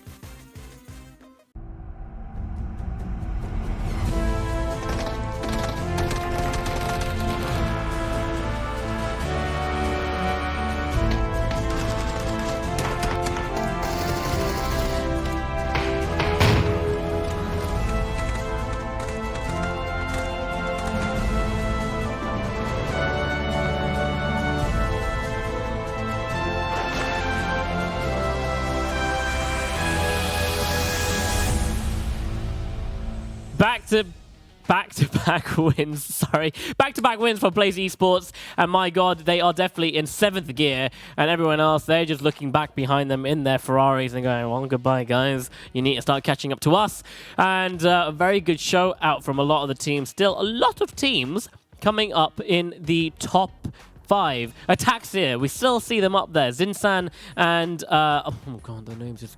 Zinsan and Clubber Deluxe. Clubber Deluxe. They are there, always getting frags, getting kills, so they are getting up on those points. But my God, it is that 20-point win coming out by Blaze Esports that's really going to push them up on the leaderboard. As you can see there, Blaze in first, Team Sleep in second with 10 points, and the TSM? TMT. Yeah. In 8th place. Toxic Players in 8th place, sorry, in 3rd place with 8 points. I'm all over the place. It's not even late yet. Toxic Players in 4th place with 7 points, and Ataxia 5th place, rounding it off. Scandal Team not quite breaking in, 1 point behind, but everyone else, there you go. There are the scores. What does that do to the overall leaderboard? Let me guess. Blaze Esports up there with 84 points. Now 24 points ahead of Red Diamonds, and Red Diamonds really have not had the best day. Yeah, all that stands between them and that 1st place are 2 more games, and Blaze Esports looks like they're going to be running away with it. Yeah, there's only 2 games left, and they're 84 points in. 43 kills as well. That's solid. 43 kills, 41 placement points. That is insane. Just topping the leaderboards on every single point that they could get. Yeah, really good individual plays as well. So the last game that we saw Blaze Esports win, game number 9, both players had equal amount of kills. One had 1 more because he got the game-winning kill, but it was 3 apiece for them. And in this one, they were still up there. Both players playing really well. But off we go. Game number 11 of the EMEA CIS finals. 2 games remaining, and that is a beautiful plane, and I love to see it. I don't, that's for sure. It's pretty rough. For anyone that wants to go towards the western side, past Pachinki, looks like Molman and Beamy going to go towards Pachinki itself. I want to see a Stalbert. Oh my lord! Who is that? That's one of those W emotes, you know, on Twitch. Just what team is that? I have no idea. That's Mobsy and Nail Up. That's the Brow guys. I want to see your W emotes in chat, by the way, if anyone's got them. Any W emotes from any streamers you got? Oh, this circle. Nice. Okay. With that plane, this circle. Mm. No, I mean this should be a telltale sign that you need to rotate towards the west as soon as possible because there is nobody there. That's for sure. So I mean, look at Gold Black and his teammate. They're already in the vehicles. They're going straight from that center compound. They're like, oh yeah, I want this one. Yeah, well, you might as well get yourself a vehicle and you can loot up when you're there. Everyone else, they're going to be spending their time looting up their respective drop zones. As you can see, Lipovka being taken by Scooby and Hellscream yet again. And, well, they are going to need to rotate ever so... There's like literally a line of players. Yeah, look at that face. Look at that face that Penguin's making. The PUBG hat on as well. I love that. That's great. That's fantastic. They're driving through the compound with 4 stars in there. I think they wanted that compound when they realized there was a team there. Under Sparky, 18, yeah. Under 18. They're also rotating. They're not going to get themselves a compound just yet. They might take the yellows and they want to cross. Oh my god, that's terrifying. That's pretty scary, to be fair. Got to be quiet though. Jump scares in GLL. Yeah, right. But yeah, this. Oh please, observers, you know what I want to see. Come on, show it to me. I don't even know this. No, they definitely are. Okay. I want to see that face. I want to see that Shrek face. Come on. Yeah, there it is. Who's that? Oh, some dude. Get out of here. Don't want to see that. I want to see Shrek. There we go. Oh my god. These logos. I love it. Yeah. Honestly, Wingman, if there's anything you can take away from it, if it isn't the gameplay, it's the logos on those eyes. How do you even get your nose to do that? No idea. Yeah, they are rotating. Zakta and Marsik, they're rotating just on the north of Sosnovska Island. And they might be able to get across this bridge nice and safely. No one's really contesting either side of it. You do have Hello Sam. Hi. God damn it. Love it. I wonder, is that one of those two? Is it? I think it might be what, like, yeah. Maybe a mixture. Maybe they've photoshopped it. Oh. What's happening here? Kemba and Max is all, that's a good nade. It bounces a bit too far, but Prodigy is going to reply with his own. And the problem is, they're inside some rocks. Oh dear, it lands on the wrong bit, but the second nade comes out by Maxazor. Wow. And there we go, OVGR. Their story is only a couple of lines long in this game. Yeah, not surviving too long there. Vegas Squadron pick up the double kill. Mikhailovic, though, spotting out. Nail up in the shack there, obviously. X-Dance in the warehouse. Shots coming out. Nail up. Not getting tagged up just... Well, he's done it once, but nothing to come of that, really. Oh, no. Does the molly land on him? Yeah, it did. He's burning himself. Burn, baby. It is a barbecue over there right now. But Desaut's come up behind. He's taking down Blink Dagger. Trying to find the... He does get the flush out. Gets tagged up by Stimex. Right now, 24 HP against a fully... Well, 75 odd HP on Stimex. The nade does come in. It's a bit too far away to do any sort of damage. Desaut might be able to heal up. Another nade comes in. It's quite high. And a flush for a flush might just be enough. But Stimex... Oh, okay. Right, that's zoning. Yeah, the molly comes out. Back to this one, though. X-Dance gets a knock on the Mobsy. Nail-up is nowhere to be seen. He's just north by about 100 meters. Can't help out his teammate. X-Dance knows this. X-Dance knows where he is. Yeah. He is thinking about making the push, trying to get some extra vision by jumping around. Can loot up, and then they can push together as a team. It's interesting to see everyone has been... Yep, that is Nail-up. Looking a bit terrified. There we go, he's been spotted out. Oh my god, 11 HP on X-Dance, and he's behind a very thin tree, so he has to be careful. Mikhailovic out in the open, you can see right there, but I don't think... Okay, Nail-up does have an SLR, but I don't think it has a scope. Nope, it's got a holographic. Might be enough. He tags the first shot, though. Doesn't spot the player in the smoke. X-Dance gets away with it. Oh, he's going on the flank. Oh, I like he's rotating around. He's making this fight into a 1v1 at the moment. Nail-up is going to push in, try and find X-Dance. Doesn't quite know. He's changed tree at the moment. We'll be able to spot him out in a second. X-Dance doesn't know where he is either. Oh dear, there we go. Spots him. There we go. They spot each other. There we go. Goes for a little bit of a tag. Tries to hold the spray, but it's not going to be enough. X-Dance, he just has better aim. Yeah, X-Dance with the recoil control gets the headshot as well. So solid stuff. 2 kills for X-Dance and NT. Name team. They're not doing so badly. We've seen them on the leaderboard slightly. They're just below the top 5, I think. Kleineman gets a knock onto Senya. Knows where Draco is. But he's got the help of Zeron, his teammate, just further east to hold the ridges. Draco trying to find an angle. In fact, might try and run away at this point. No, it's a 1v2. Senya can possibly... He's actually crawled away. He's hiding behind a bush, so Draco might try and take on this fight and get that res off. It is a first knock. A lot of hot dropping going on here. A lot of early game fights from everyone. Don't know who Zeron is shooting at the moment, but Kleineman... He's not pushing. Senya, he is going to fall, so you might as well try and get any sort of additional information. Draco Razor, he's just going to hit the deck. Yeah, Kleineman does rotate around. I think maybe he's just trying to... Oh, that's smart. I like that. I like that, using the cover. Takes some shots at Draco. The spray comes in. Draco managed to get away over the ridge. Yep. So... He seems to be all right. Maybe Kleineman and a teammate chase this? No, okay. So Draco's in his vehicle. He's going to peace out. Doesn't want any part of this fight anymore. They are chasing it. Look at this. Kleineman, he's trying to follow him. Draco, HayZ has managed to find himself a UAZ. He's going to go. Kleineman is still on his back side. He's actually chasing him? I want to see this. This is great. He gets out. Going to go for a bit of a SLR, a Mini 14 action, in fact. Nothing's going to connect just yet. Come on, leave it. Let him be. Yep, there you go. Chase him down. Go for it. It's too much fun. Do the pull-up. But yeah, no, so they don't really get much from that. Draco gets away. They get 1 kill. And, I mean, to be fair, they have a pretty free side to themselves anyway, so it's not too bad. In fact, it's quite funny now because obviously there's... If you look at the circle down the middle, I mean, it's pretty much spread kind of across the sort of the middle now. So the western side isn't as free as I thought it would be.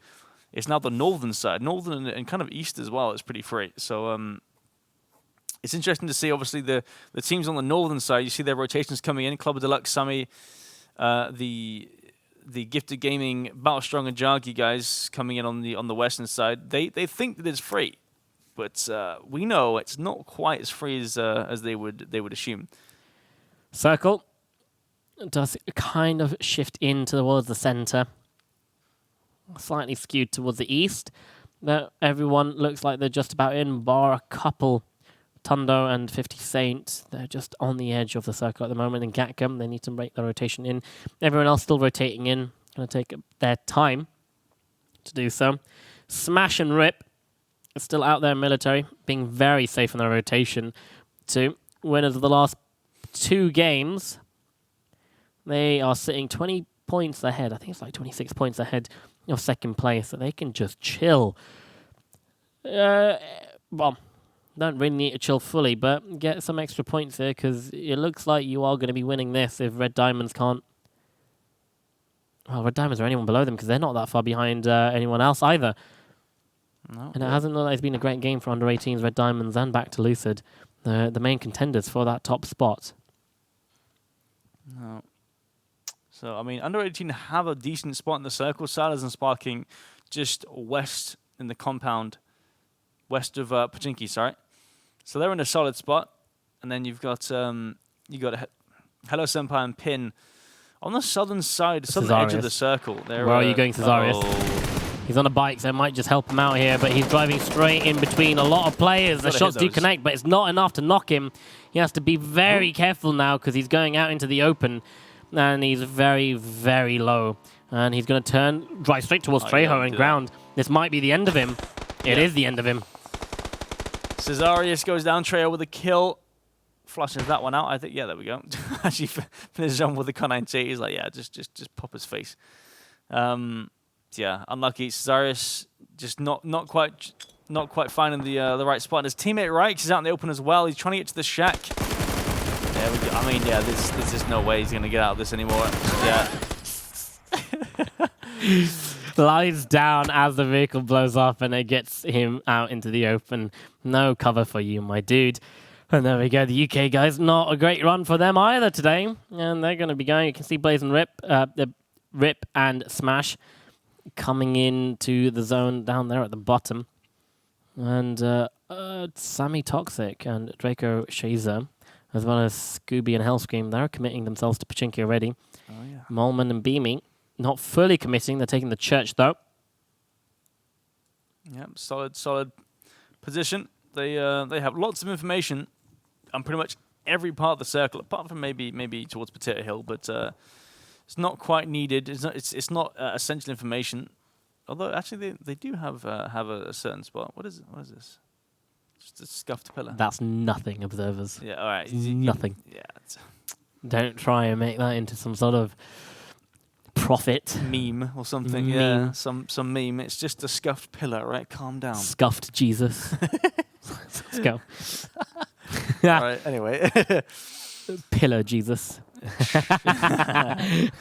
Perfect. Desout finds Mikhailovic and flushes him out as well on the rotation. So stands. He's on his own up there by Potato. At the moment, or Rotato, as you like to call it now. Yeah, that's right. Rotato. I forgot about that name. Yeah, the circle does shift. It goes towards Ruins northwest. So Molman and Cole looking pretty good in their church. Charlotte and Sparking as well in their compound. But everyone else on the southeastern side is going to move. Battle Strong taking a lot of shots towards Luca Roots. Some big shots from Jargi. Whew. Doesn't quite get the knock though. Oh, don't. Oh. I mean, nice try, I suppose. Okay. Whoa, what was that? He's on the side. Was he doing some sort of like BMX tricks or something? He was like doing the what's that called? I'm trying to remember the name of the trick. He's not even going to bother getting back onto his bike. He is being shot now. Ivers, no. oh dear lord, you're in the blue zone. You're being shot at. You're in the open, no cover whatsoever. Gargi, this is when you should be using AWM. Yeah, there we go. I'm gonna just reload. Oh, so clunky. Need to reload everything. Come on. The smoke come out now. There's no way he's gonna see that. Looks like Battleshang's moving up as well. They're gonna try and catch them out. Well, actually, Luke Roots is going for the pickup, so they should be okay. Yeah. Meanwhile, Ataxia pulled up to Fike's compound. It seems like Fike's always on his own recently. Yeah, well, they actually pulled up and took down Fiendwow. Oh, yeah. So Zitan, he's got 1 kill, so it was him that did so. And they're looking to flush out Fike wherever he may be, but need to just go through every single building, every single room, and take him out. Now, these yellows, they're kind of hard and easy depending on where the player is. If you're in the back room, like Fike is, it's more in favor of him. And he has to be very careful because all it takes is a Molotov or a flashbang to be able to flush you out like that. And Ataxia, they're going slowly. They're just checking every single corner, nook and cranny that they can. Might be able to use the gaps in the blocked out windows to spot him out. No, in fact, the room that he's in has no windows whatsoever. Yeah, I feel like, I mean, to be honest with you, I think you can safely assume that he will be in the back room. That's the only room that people usually go in to hold the door, the hallway. So if you just put, I mean, Zintan's wasted all 3 of his nades when you just have to put it in that one room down there. He's got to run out. And you can do it from here. Like. Exactly. That's. I mean, I don't know. It is what it is. Fight's got the angle though. The first shots come out. Back and forth. Zintan pushes in. Oh, no he way! gets both of them. Woo! No way. They line up. Fike. He manages to get both Clubber Deluxe and Zinsan, and the nade was coming out. They just needed to wait for the nade. You know that this is the room that people are going to be in. There is no other way to enter but from one angle. If you're a solo player, he's going to be in there. Just use your nades in that bloody room first. Just do it. Just throw the nade. Just put it in the room. Don't throw it behind the building or around it. That's the hardest room to breach as well. But yeah, they just didn't use the nades properly, and it cost them. Circle does shift, though. It does go slightly north again. So, Moman, Beamy, Sparking Silas looking okay still. Exacta, looks like they've been pulled up by Isuba here. You've got Noak and Spike at the bottom, and Scandal team up on top. Oh! 1 HP. Oh. 1. Uno. 1 HP. He's going to do the same thing again. He's not even going to heal. You know, you've got your time. You've got a med kit. Hello. Yeah, just use it. There we go. Put the nade there. That's a good nade. It's actually going to stop them from coming up there. Oh, it does. Spike went too fast, and then Noak couldn't get up because he realized there was a nade there. So Spike went up, and Noak couldn't follow, so he just got flushed out instantly. No support there from his teammate. But more nades coming in. Exact is going to dodge that one. He doesn't want to have the same issue as before. Trying to bank some nades off the wall there. That could do some damage. Yeah, I think he slowly panics and missed his nade there. If that can go through the door onto the window, that might. Oh no! Oh my lord! This is just outrageous like nade gameplay. Yeah, I mean they're not really taking any fights. I mean the only fight that they took with their guns was. There's another nade coming in. Yeah, it was on Spike. So. Yeah, okay, let's just stop shooting each other and just shoot at Atiep, who is rotating around. Let's take a little break here, guys. But nades, you better turn down the volume on your headset because I'd be deaf if I was in that fight. Let's see. Now, I think they're out of nades now. If they weren't before, they have to be. Fike manages to make his way into the circle, gets sprayed a tiny bit, goes for a little bit of a jump. The spray control from Ivers isn't there, but it's okay. You've got a teammate. He manages to pick up the slack. And Fike does fall eventually. Extends. Finds Kemba from Vega Squadron. Yeah, it looks like Golby just there took some shots of his own. Ivor's going to go get the loot. I don't think... I mean, I'm pretty sure they know that that the NBS guys are just over here. I mean, it looks like Ibis just doesn't really care. He's just like, yeah, they're fine. They won't move. They'll just sit there and wait. There's no point even bothering with them. Although, I mean, surely, no, there's no way.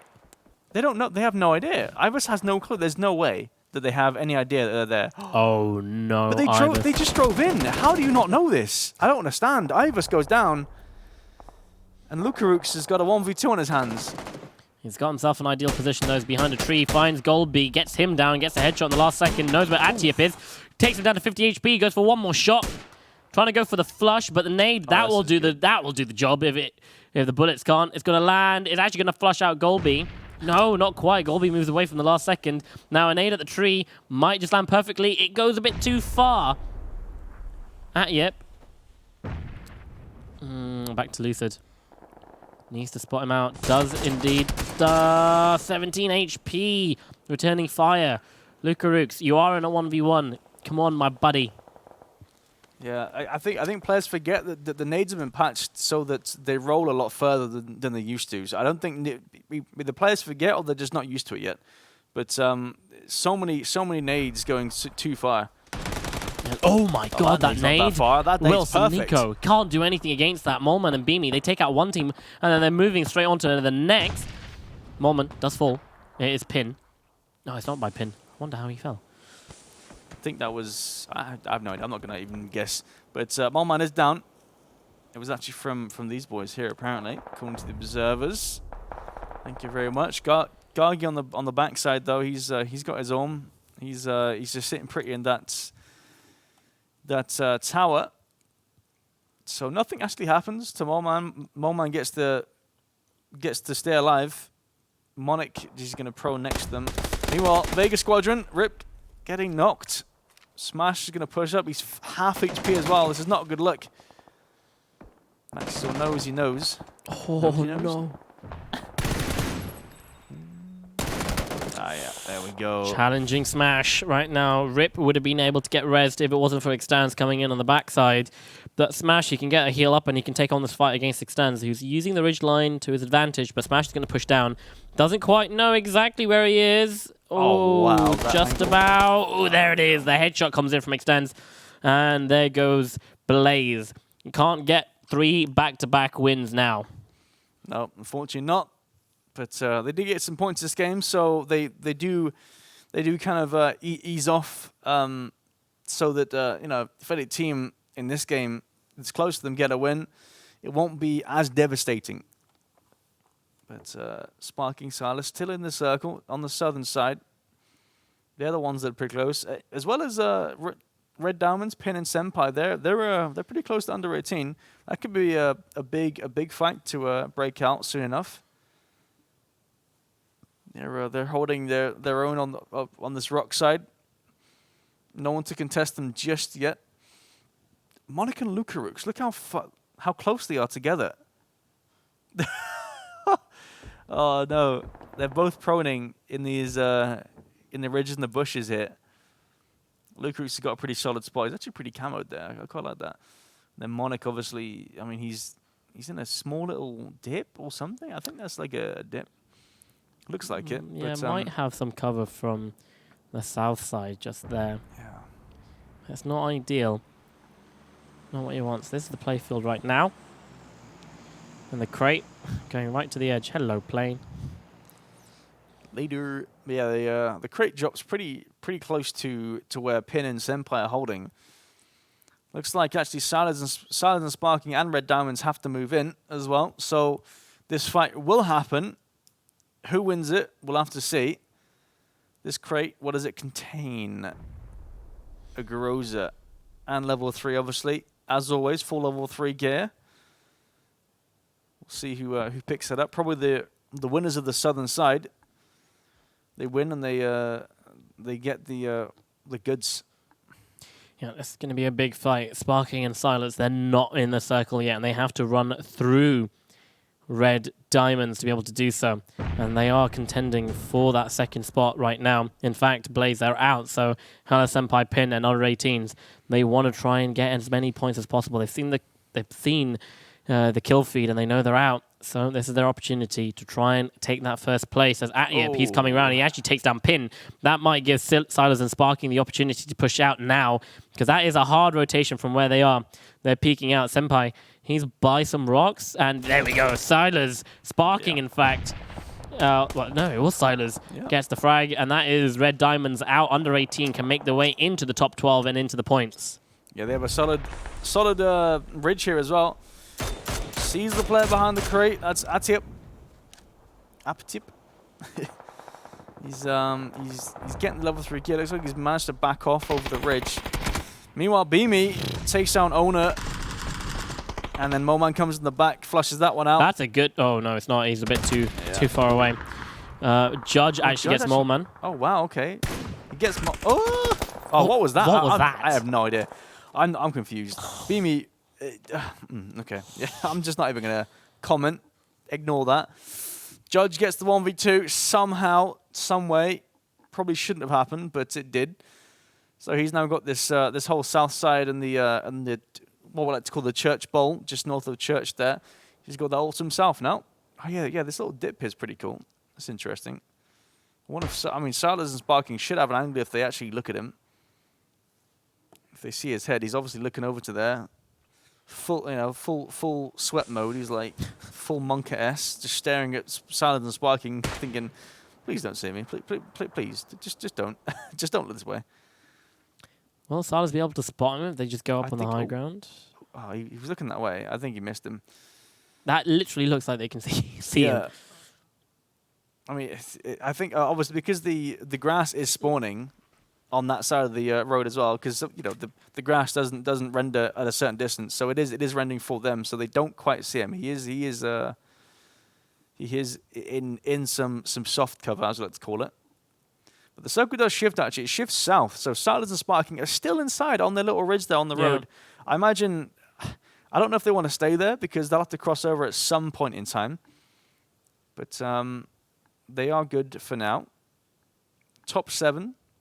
10 players alive.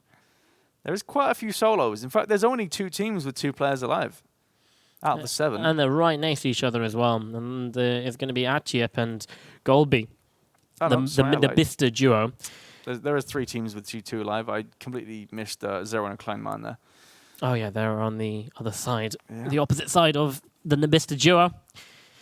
But crossing this road is going to be quite a challenge for under 18. And if it's a challenge they can overcome, then it's definitely something that they can be looking towards for getting that first place. Monic, the other team of Nabista, he's still there. Hasn't been spotted yet. Might be able to get away with this. Yeah, Go Black. He's just behind them. He's going to move into the circle as well. Just outside. He's the only solo not in the circle. So see what he tries and does. Tries to do. Atyep and his teammate Nabista, they I think they realize that there's someone behind them. They just got to wait and see. Oh, did he spot? Yeah, you definitely see him there. Spray comes in, 3x, easy peasy. Oh, whereas 4 stars goes out. And now they've put their attention to other areas. Interesting smoke. Throwing it onto the road might help Silas and Sparking cross it. Giving players another chance, Maybe they're just feeling confident. They're just there we go. Monic's been spotted. Silas, he's crossing the road, but Monic is going to get the knock. Now Sparky needs to come in, and that's going to be terrible news for Silas because he's just out in the open. He's going to get flushed out. In fact, it's going to be Judge from over on the hill that's going to flush him out, and Sparky is going to have a terrible time trying to get across now, knowing that Judge is up there. Yeah, Judge with the church bolt. This spot is very overpowered for this kind of circle. So much vision from this area, and no one to really contest it, to be honest with you. So Luke Rook's obviously inside the circle as well. He'll be a pain in Judge's side once he decides to move off of this position. Oh, Kleineman, be a bit careful.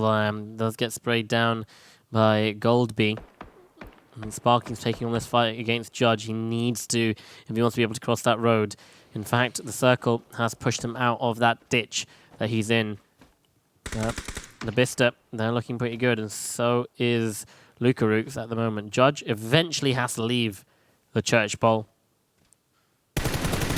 Oh Big my spray. god. What is that? That's through the grass. Climberman goes down.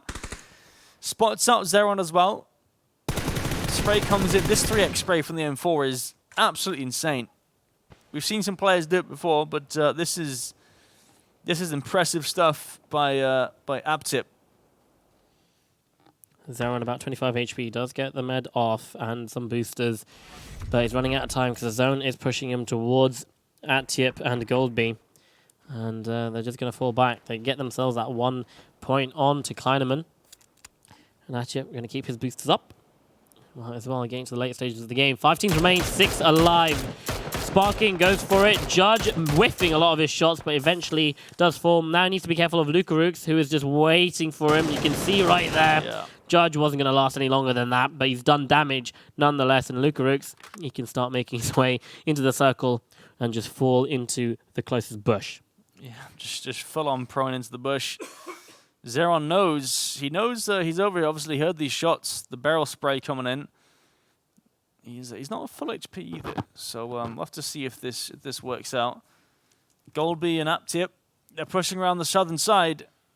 They want to sweep it. They want to sweep around. They're getting aggressive. They got I think that's 9 kills already, maybe possibly even 10. Yep, 9 kills. Aptip on 5. Did you? Definitely did spot something, but unsure if that's a player. I mean, he looked at it, but just didn't spot out the player. So much grass. Oh my god! Oh, he spots him. Yeah. There we go. Look, Rich goes out. That's back to Lucid out in 3rd. 10 kills. This might be the highest kill game we've had so far, I feel like. With 11, especially today anyway. Today. Yeah, today. 100%. But they know exactly where Zeron is because they left him alive in the last second. But Zeron starts to spray right now with the SLR. Tags up at you, but not enough. Follows it up with a nade. Goldby's just waiting for the push at the moment. But Zeron, he's running out of time. He needs to make this play. He can split this up into a 1v1. Goldby going for the push. Closes the gap. Zeron goes for another spray. Can't quite find Atchip. Goldby is crawling closer and closer. Stalking his prey, but eventually it's going to be Atchip that gets that kill. And Nabista, welcome to the leaderboard because that's the first time we've seen you get a win. Yeah, that's a solid win as well. 11 kills, that's 21 points right there. So that could see them jump up a fair few numbers on the leaderboard. 100%. See 6 kills and Aptip there. Only 2 kills on that second place team. Back to Lucid. They no, that wasn't back to Lucid. That was Containers. Sorry. Yep. They only get 2 kills in that game, so 8 points for them.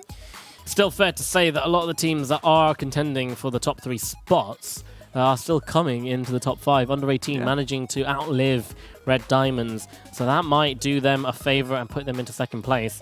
And they did get a couple of kills as well. So unfortunately for Blaze, our back-to-back winners, they did not make it as far as they hoped to. But yeah, we'll see the highlights now. First team to form, OVGR though. Yeah. Online Vision Gaming Red not doing so well in that game. And yeah, this field fight pretty early was kind of a strange one. It was a bit of a weird one. We didn't see this POV though. Extance solid shots. Yeah, lots of strange happenings at this game. Cesaris can not quite finding a home. And then Rex, this is unfortunate. Just the car blows up. He's like, oh, I've got no cover now. All right, the first thing. Oh my god, what was that? How he got it? Okay, let's have a look at this. So I think they just lined up here. Yeah, essentially. A player goes for the push. There we go. Yeah, the lineup. The headshot is well. He headshots Clubber behind. I mean, I want to say that was slightly lucky on his part. To be fair, not exactly meaning to transfer that well, but did so, and he does get the points for it. So fair enough. It is what it is. I guess it happens sometimes. Yeah, just an observation of our game. A lot of early game fights, especially I think when you're forced with a plane like that, and then a circle that replies itself to that plane. We saw a lot of people hot dropping each other, and we saw a lot of fights over vehicles as well, nonetheless. And it was all over the map. It wasn't just in one place. But that was game number 11, and guess what? It is crunch time for these players because game number 12 is our final game, and we're going to be getting onto it straight after this break.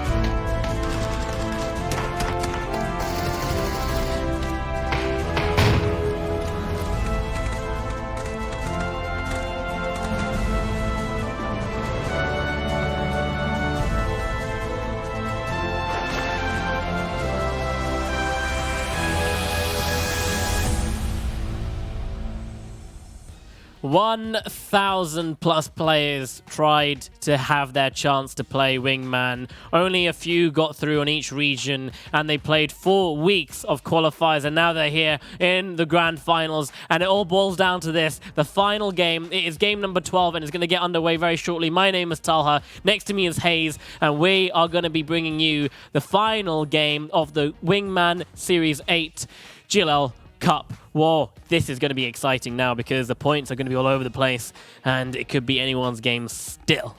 Yeah, exactly. I'm excited to see this last game. Maybe we'll see some hot drops actually.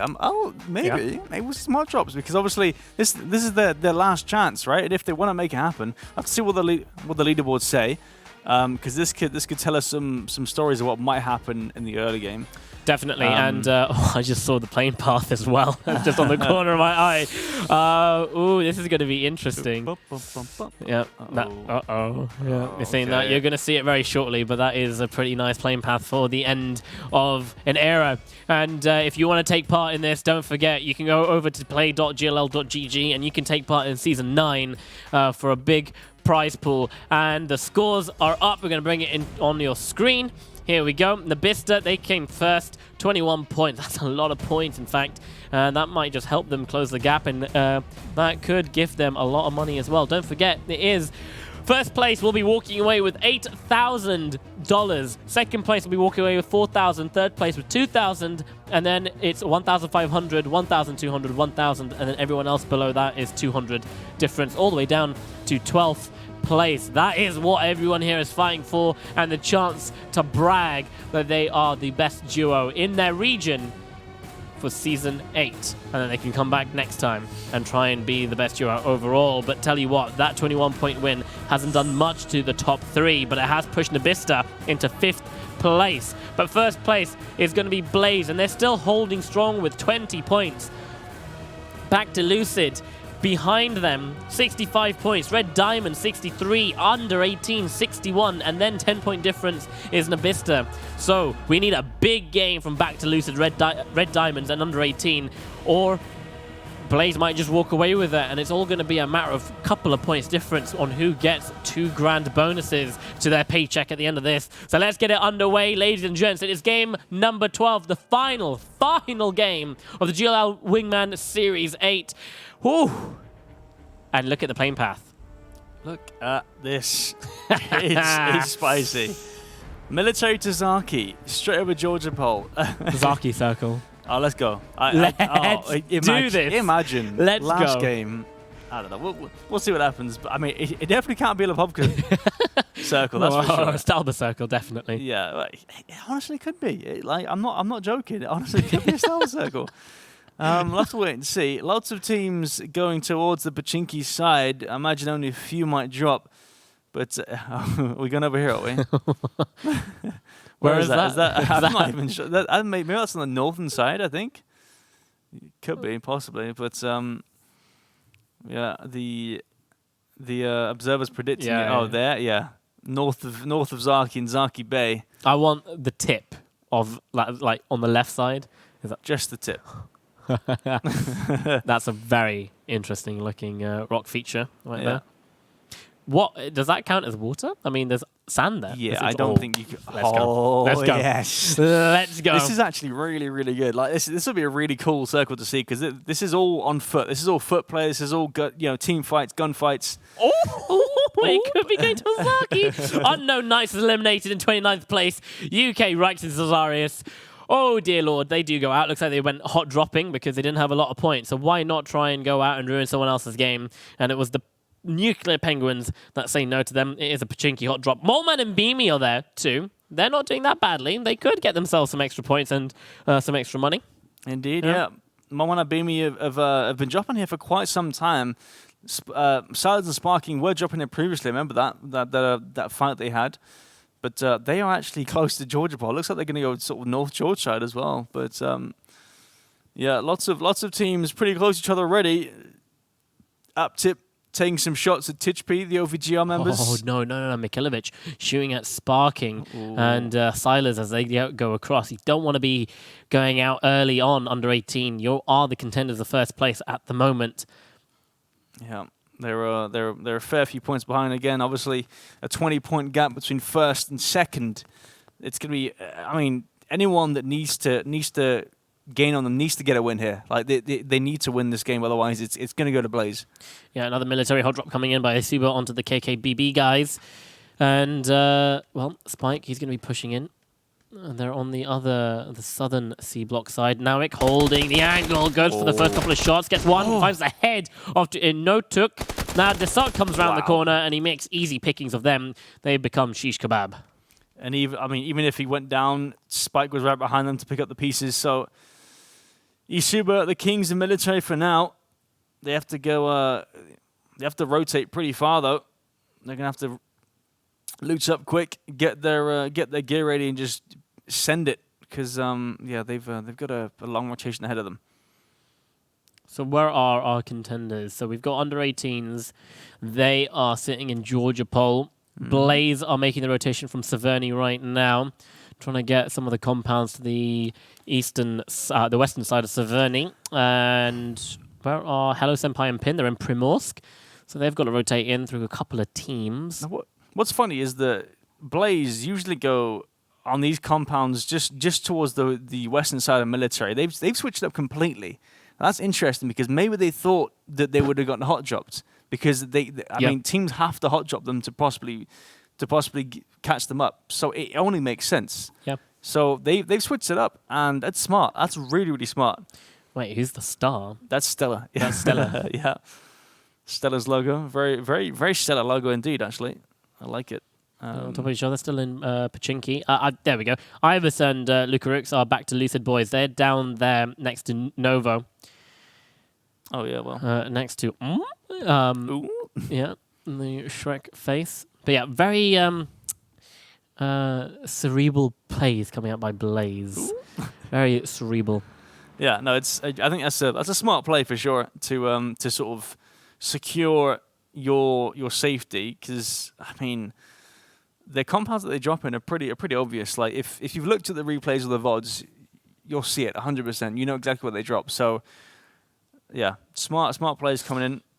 Not even that. They having to cross that bridge as well is another dangerous task. So they're trying to also minimize any sort of risks they need to take because Nailep and Mobsy, they are there. They could be bridge camping them.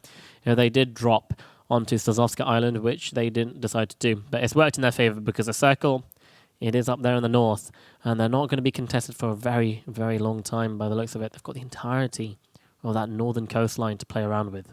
Yeah, it's actually, I mean, it's worked out pretty well. If the circle was like military, then it wouldn't have worked out so well, obviously, but them changing up their loot spot definitely put them in a favorable spot. Looks like they're going to hold shooting range, just the northern side of shooting range with the bunker. Looks like Smash going for some sort of split as well. You've got Senya and Draco going for a eastern rotation just south of Stalba between Yasnar and Stalba. They'll be coming in from the east. And looks like Moleman and Beamy still held up in Pachinki. Some shots back and forth still. It's the two duos. Uh-oh, here we go. What? Sorry? Yeah, no way did Noik just do that. Driving by on the back of that buggy, but Asuba, they didn't last any longer. Oh, dear Lord. So the driver of the buggy got taken out, and Noik was still on the back, and he managed to actually get a knock onto Nailep. Yeah, it's solid stuff. Doesn't quite survive it, though. They go out, and Mobsy gets back up. It's... Looks like Moss Marsik, I think, and Exacta going to cross over the Eastern Bridge from Novo. Iris, the back to Lucid boys, they're going east. They're going to rotate in east. And yeah, everyone's just making that rotation. Hello Senpai Pin, Red Diamonds, they'll have to take the western road up towards Georgia Pole. Uh-oh, here we go. 50 Saint and friends. Chunda goes down. Oh, so many headshots. What? That was the slowest sort of tap fire that I've seen, and it still worked out. It just boop, boop, boop. Just boops him in the faces. And, I mean, that's, yeah. Do you take extra damage if you're, like, driving towards the bullet? Because the impact is harder? Maybe. In real life? Adds a bit of speed onto it, I suppose. Yeah. Uh-oh. Monarch, however, needs to get some speed into that gas of the vehicle to get away. Wolsenicum, his teammate, has been caught out, and he drops as well. Gargi manages to pick himself up a point there. Smash and Rip. Moving off. Going to take the hill instead of taking shooting range. Saimi and Hexecutor still up there in the north. A lot of teams rotating in already. You can see Vega Squadron, they've got themselves a split going on just in case the circle decides to shift over that way. I highly doubt it will, but we're going to find out exactly where the circle's going to go, and it's going to be interesting to see how these teams react to that. I'm kind of curious as to why Smash and Rip, the Blaze Esports guys, have moved even closer to the edge of the circle towards Saverni. Maybe they need more loot? Yeah, okay, so they need meds, they need more loot. So they've decided to go back. Yeah, no first aids. Only one first aid on, I think that was Rip, I'm not sure. So, okay, it makes sense, I suppose. I'm not sure how they didn't get that much loot from shooting range, and I'm not sure they looted Saverni either. Maybe they just stayed at shooting range. That might have been right. Holy moly. That is 50% water. Yes, like literally 50% water. But the center of the circle is on land. It's gonna end there. It has to end there. I'm joking. It's not gonna end there. Stop it. Stop that. But yeah, Sammy Toxic and Executor, they're looking good. Looking real good. Draco, Shizora, and Senya. They're the overlap. I love it. As everyone's now going to be rushing into the rotation. There's only a few buildings here that you can take, and they are pretty powerful buildings. I think Hexecutor's taken it as well on his solo. Sammy, he takes down Draco Shazer. Senya, he's going to just keep on driving as well. Zitsan falls to Mage Bane. Everyone is clumping up. Everyone is far too close together right now. And in the middle of all this, Blaze, they managed to find themselves a lovely compound to be able to camp themselves up into. Sammy and Hexecutor, they are split right now. Sammy manages to stay alive from that push. Yeah, holds the compound. Executor with the bunker just further south of that. You are right. Blaze managed to get a compound. I think what they're trying to do is just play it safe. They don't want to overextend and take too many risks. They just want to get a few points just to secure their spot. Yeah, they don't need to. They just need to be focusing on the kill feed and seeing what the other contenders are doing, and then they can adjust how they play like that. Right now, they just need to be safe. Hello Senpai and oh wow, that is safe. Yeah, they are being safe. Red Diamonds, they're playing very safe, and I think they might even just go into the blue to get this rotation. Yeah, I mean they kind of have to, right? Obviously, you see Red Diamonds off the center of the screen, just towards the west. They're making a rotation, a boat rotation around Zaki. If they come in, they should be able to beach the boat just around the eastern side of Zaki, and they should be okay. They might even get a free crate for their troubles as well. So we'll see how that works out. But it is very safe. Maybe too safe. Yep, back to Lucid as well. Another contender. They are rotating in from around Stalba. You can see on the eastern side, sorry. Ivus and Lucarux are coming in just above Saverni. Right behind Exacta. Well, they're going to be driving in towards the 4-star guys and Vegas Squadron, actually. It's two of them. They're kind of sharing this area. The nade goes in. Aman goes down. Go Black's in a 1v2 situation. Although, Max is always just a bit further away. He's coming over to help. I don't think he needs it, though. Kemba, he's got some shots into it. 45 HP. Go Black's got to get the res if he can. Kemba's got all the time in the world. Opens the door. It's all about sound now. What are you going to do? Go Black jumps on top of the window. He's unable to get the shots in. Maxazor, he's still pretty far behind. Hasn't got the backup yet. There's a 1v1. Maxazor gets himself a vehicle. Going to be closing that gap very quickly. The smoke goes out on the bottom of the stairs. Going to be... And the molly as well. That's actually going to be very good. So, Kemba won't be able to push up, but it doesn't matter. Oh. Go Black nearly falls, making that mistake. So does Kemba. That's a good nade. It does bounce off the bar and go elsewhere. So he can get the res off, but the molly's expired by now. Oh, that's huge. That doesn't actually tag them at all. There was no line of sight from that nade. Go Black and Aman hiding in this one room here. The circle does shift and it is still 50% water. This is so rough. As you can see, Blaze, they're sitting pretty. They're fine. Sammy Toxic and Executor, they're all good. Titchby and Proji, the OVGR guys, they're fine as well. Yeah, and Blaze, they've got such a good compound. That compound is near impossible to push. It's all surrounded by flat land. Meanwhile, Club of Deluxe, his car's on fire. It just needs a couple more shots. Maybe just blow some wind towards it. But he's low himself. Ooh. Oh, dear. The blue takes him out. That is missed out on points there by Mage Bane. But it doesn't matter. It's one less team on the map.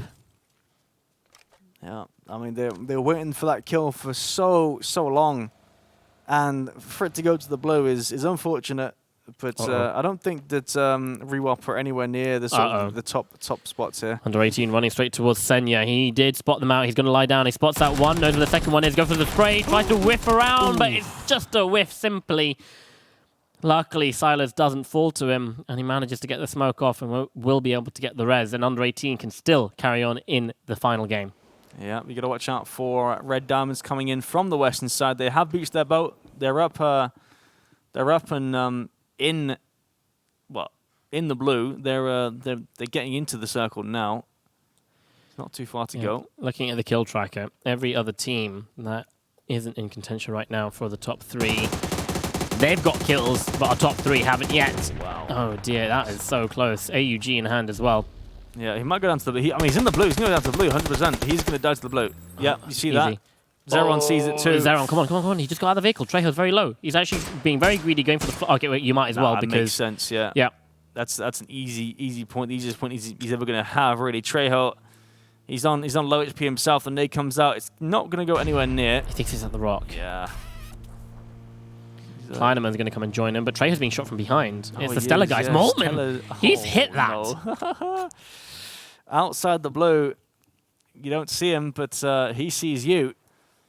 And Molman and Beamy coming from behind. I mean, they're still so far away. They've got so far to go. They're off the map. They're way down south here. But yeah, Red Diamonds pushing in the western side of the circle, and look at who's just in front of them. It is under 18. Now this is going to be very important. They're just a couple of points behind each other.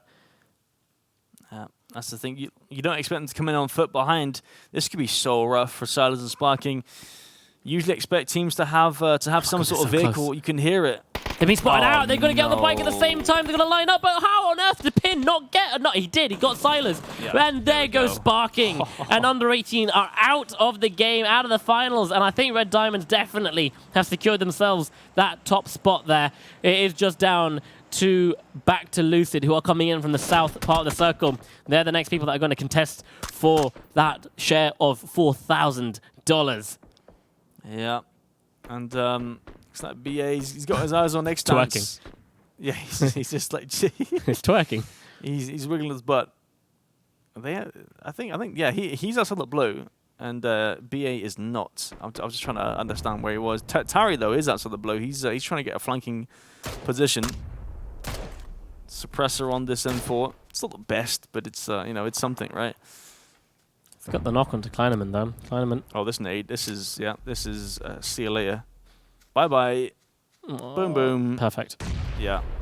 He goes out. BA gets the kill there. Extance goes down, and obviously the circle. This is circle 4. The shift comes in away from water, as we all know, and Blaze and OVGR have center position in this one. More so OVGR, but Blaze, they've got themselves a really strong compound. Yeah, no need for them to move out of it.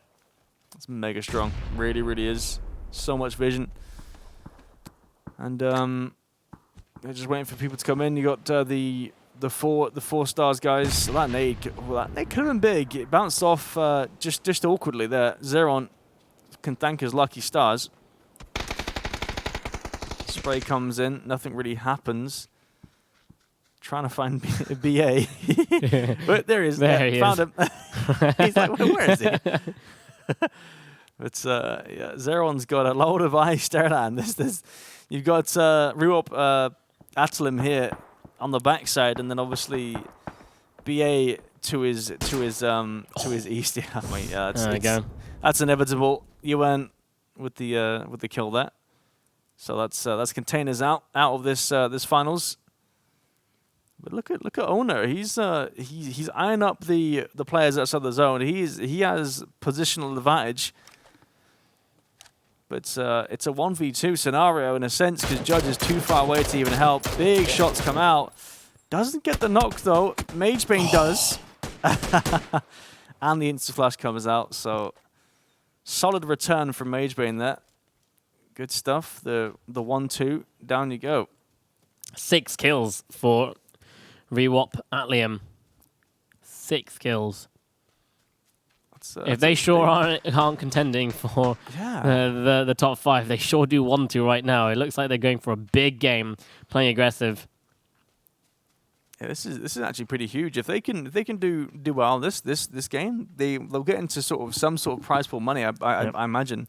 Hello Senpai and Pin just ahead of them. The 4 stars fighting against Scandal against but Magebane and Ewan, they don't need to really move from this position at the moment. They've got so much high ground vision. BA from M-Force. He's in the blue. He needs to make his way in. He's going to be running straight towards Judge from Team Sleep there. Yeah, he's 50% HP at the moment.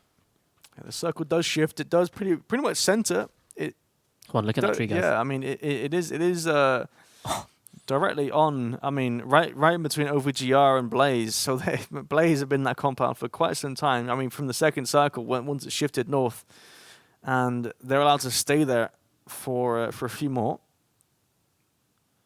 A long way for Hello Senpai and Pin. A long way for Red Diamonds, and a long way for Back to Lucid to run, and a lot of teams that will be making their life hell at the moment. Oh no! Oh dear! Nabista running into his teammate. Running right over him. Hey, hello, mate. Hello, mate. Hello, mate. What was that? What are the chances of that? Hello. They're gonna be like, wait, what? But he's like, he realized he got stuck, and he's like, wait, what am I getting stuck on? There's a player here. What is this? No, wait, it's my teammate. It's a snake. It's like, oh my lord. It's my teammate in the squad games, Nabista and Nabista Duo. I imagine they're probably messaging each other on Steam now, like laughing. WTF was that? Yeah, lots of capital ha-has in the Keks. Yeah, lots of Kek W's. Going in. Okay, right now, I think Hello Senpai and Pin, they're kicking themselves into 7th gear as well because they hear the shooting coming in, they've heard a knock, and they're going to be pushing on right behind Milta Power too. In fact, Team Sleep, they take them down and they're going to back off. Might as well get into the circle while this fight is going on. That's the more sensible attitude to have. Yeah, 100%. They want to try and get all these points, go in the circle to get those. And I mean, there's lots of solos around them. In fact, I mean, the only full team around them really. To their north, you've got Toxic players, and then to their southeast, they've got Ivers and Lucarux and Back to Lucid. So apart from that, they've got a lot of solos to contend with. Oh, Hello Senpai with the shots though. Doesn't quite connect the last one that he needs to get the kill. He goes down to the blue. You hate to see that. And then the nade comes in. Hello Senpai. Pin. Hello 1 HP. Pin does get the flush on the it's a kill onto Judge though, so that clears their south side just about. But that kill could be what makes it there.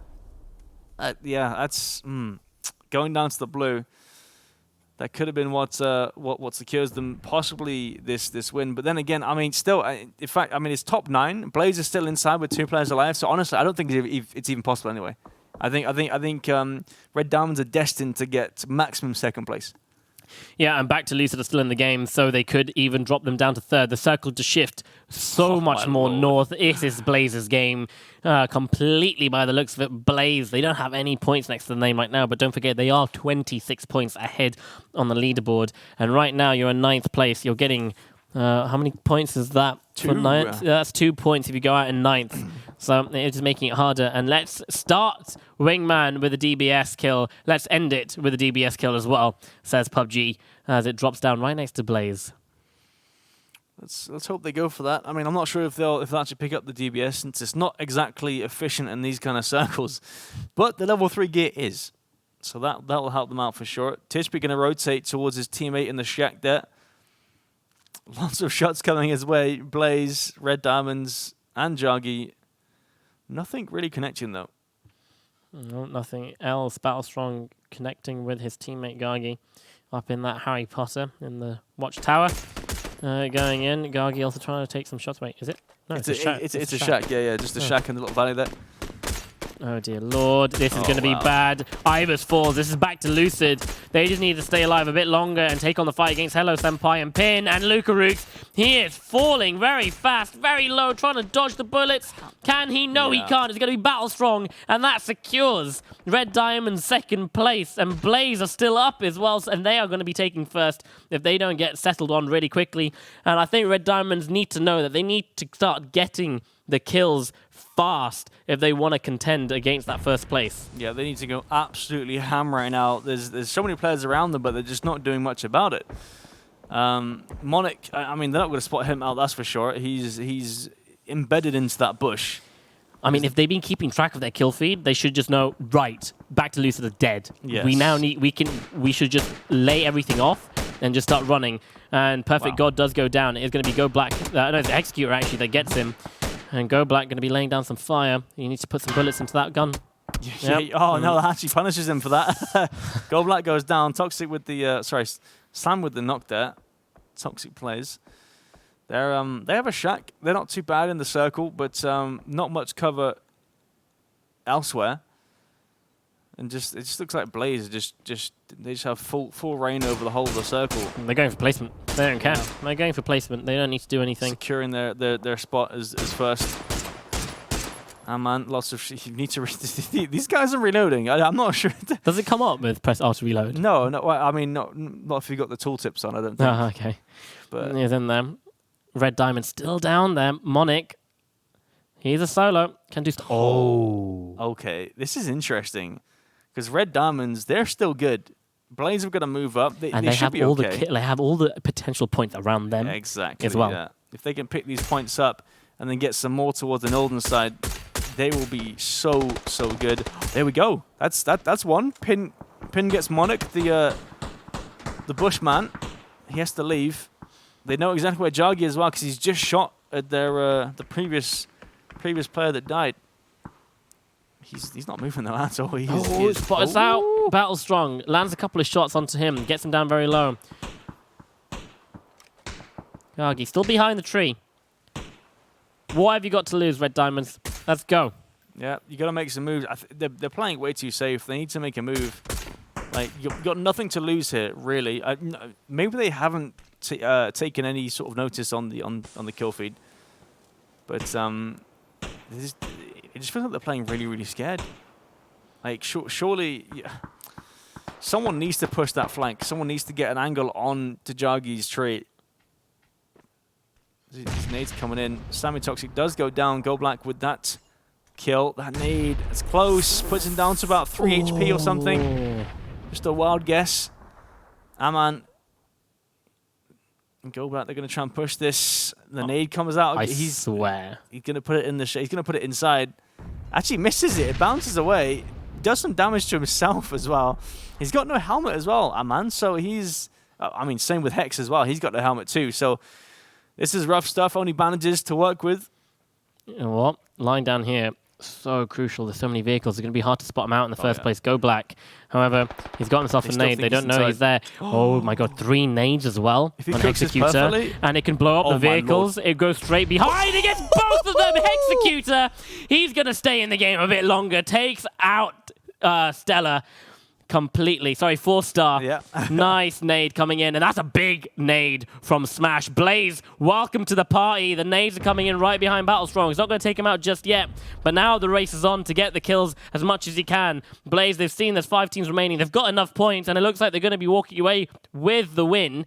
Hello Senpai and Pin, Red Diamonds, you've wasted too much time playing too safe here. Yeah, they're currently prone. I mean, it's not much you can do. Pin gets knocked as well.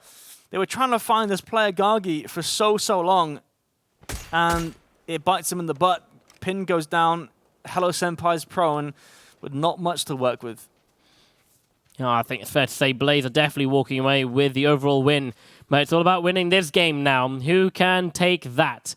4 kills for every single team apart from Blaze. I didn't really quite check what's going on. Well, 2 guys, 1 shack. Right there. That's a new story. Right.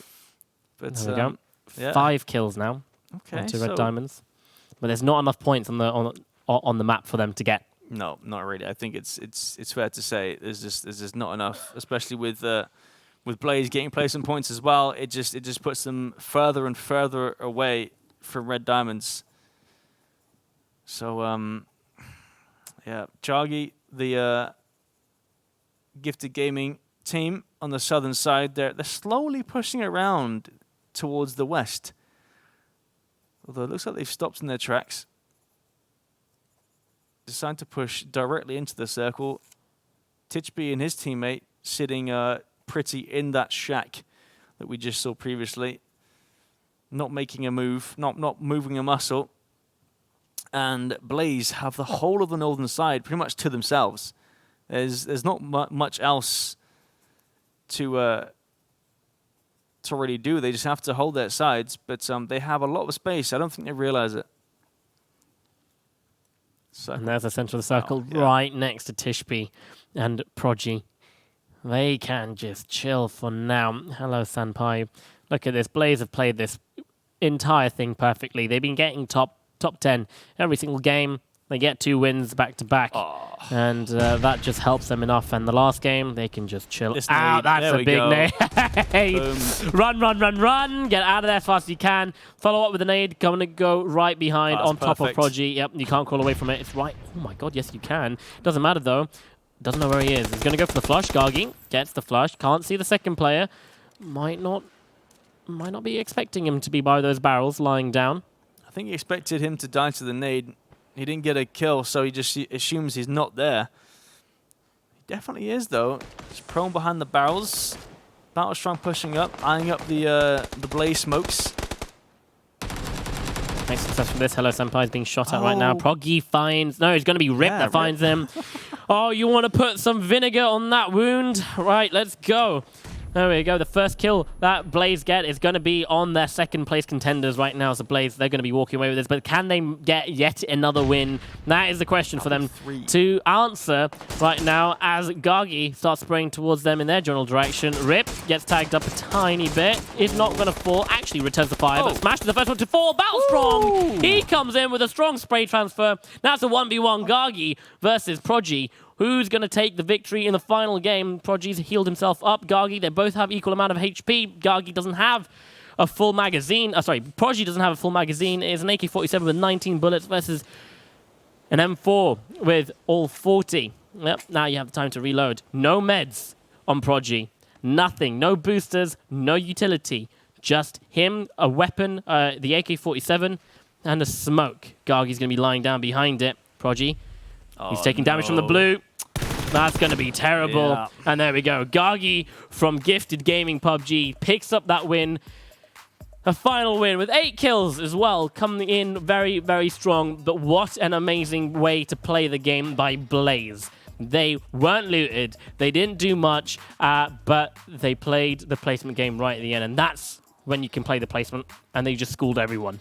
Yeah, exactly. I mean, the sort of switch up in the drop spot definitely helped them out there. With obviously the circle, you don't know where it's going to go, right? I mean, we have our ideas. It can't go Lepovka side. It's definitely going to be on the sort of the western area. But they change up their drop spot towards Savernian shooting range, and it works out for the better.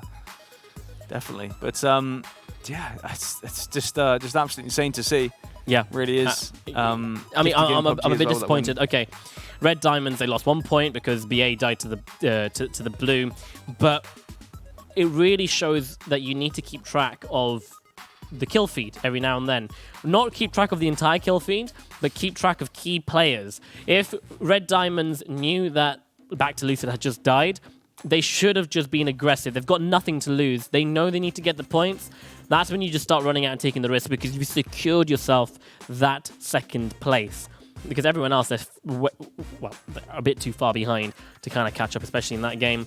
But who knows? I could be wrong here, as I've been every single time, and they might have just dropped all the way down to 5th place. So we'll have to wait and see. I don't know. It's interesting to see. This is important. How Red Diamonds played that. Obviously, we don't know exactly football in your face. We don't know exactly how they read the kill feed. This was funny. He got stuck and he's just like, wait, what? Huh? It's just a guy at his feet. But yeah, this nade as well. This was perfect. They had no idea that he was even behind the shack. I think a man put a shack put the shack in the shack, put a nade in the shack. There's too many shacks, honestly. But yeah, HayZ Senpai finds that one, but that's the last kill he'll find because he goes down pretty soon after. Yeah, and then again, obviously the taking damage from the blue there as well. It happens. Yeah. It happens. It's not ideal, but it does happen indeed. And I think it's safe to say that Blaze definitely have taken the £8,000 and the championship of saying that they are the GLL Wingman Season 8 victors. Mm-hmm. We'll have to wait and see. But we'll have to wait and see. Yeah. But I think we can all do quick math. Yeah, I mean, it's not even maths. Really. Like, nothing's really changed, I don't think. So, I don't know. Wait, what's this? Moleman? Beamy? Their first place? Oh! Hello? Oh, no. No BM. And tell you what, because our lovely producers up there have been pummeling the scores in very fast, we have them, and we're putting them in front of your screen right now. So this was probably from the last game. Yeah, last game, Gifted Gaming PUBG, 18 points there. It's kind of it's a little too late there to get that win, but they get the win nonetheless. That puts them up 18 points. Red Diamonds, 10 points that game. Look at this. Right? I just looked at Back to Lucid and I'm like, why are they 17th with 2 placement points? Look at the amount of teams that have come into the top 16 without having any placement points, whatever. Oh, wow. That's what kills do. That's the difference that kills can make. And if you play aggressive like that every single game, and then you have the one-off win, then you can definitely be pulling away from everyone else. There's so many teams there with 0 placement points. Yeah, exactly. And here we are, the overall leaderboards.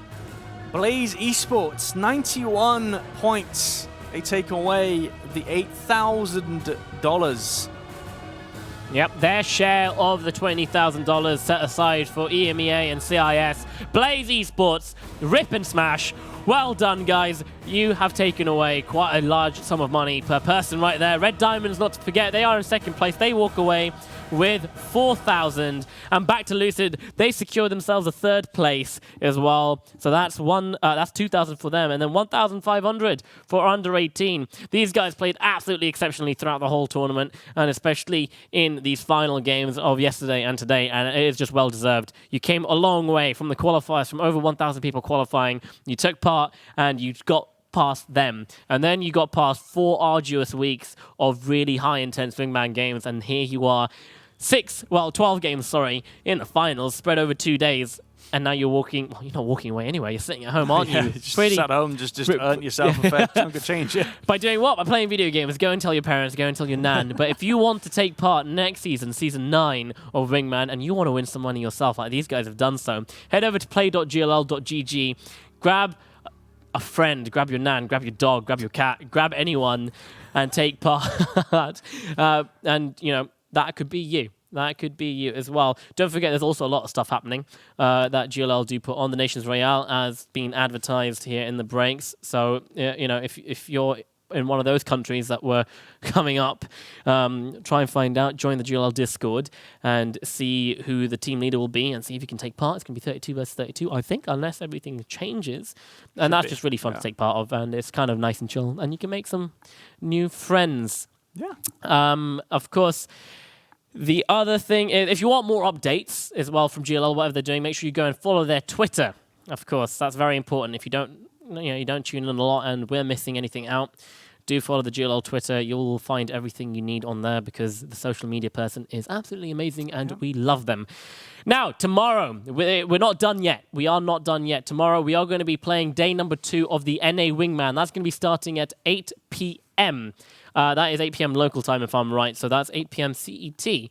So make sure you tune in for that. And straight after, we're going to be finishing off LATAM Masters because we need to find out which one of the Latin American teams are going to be making their way to PGC.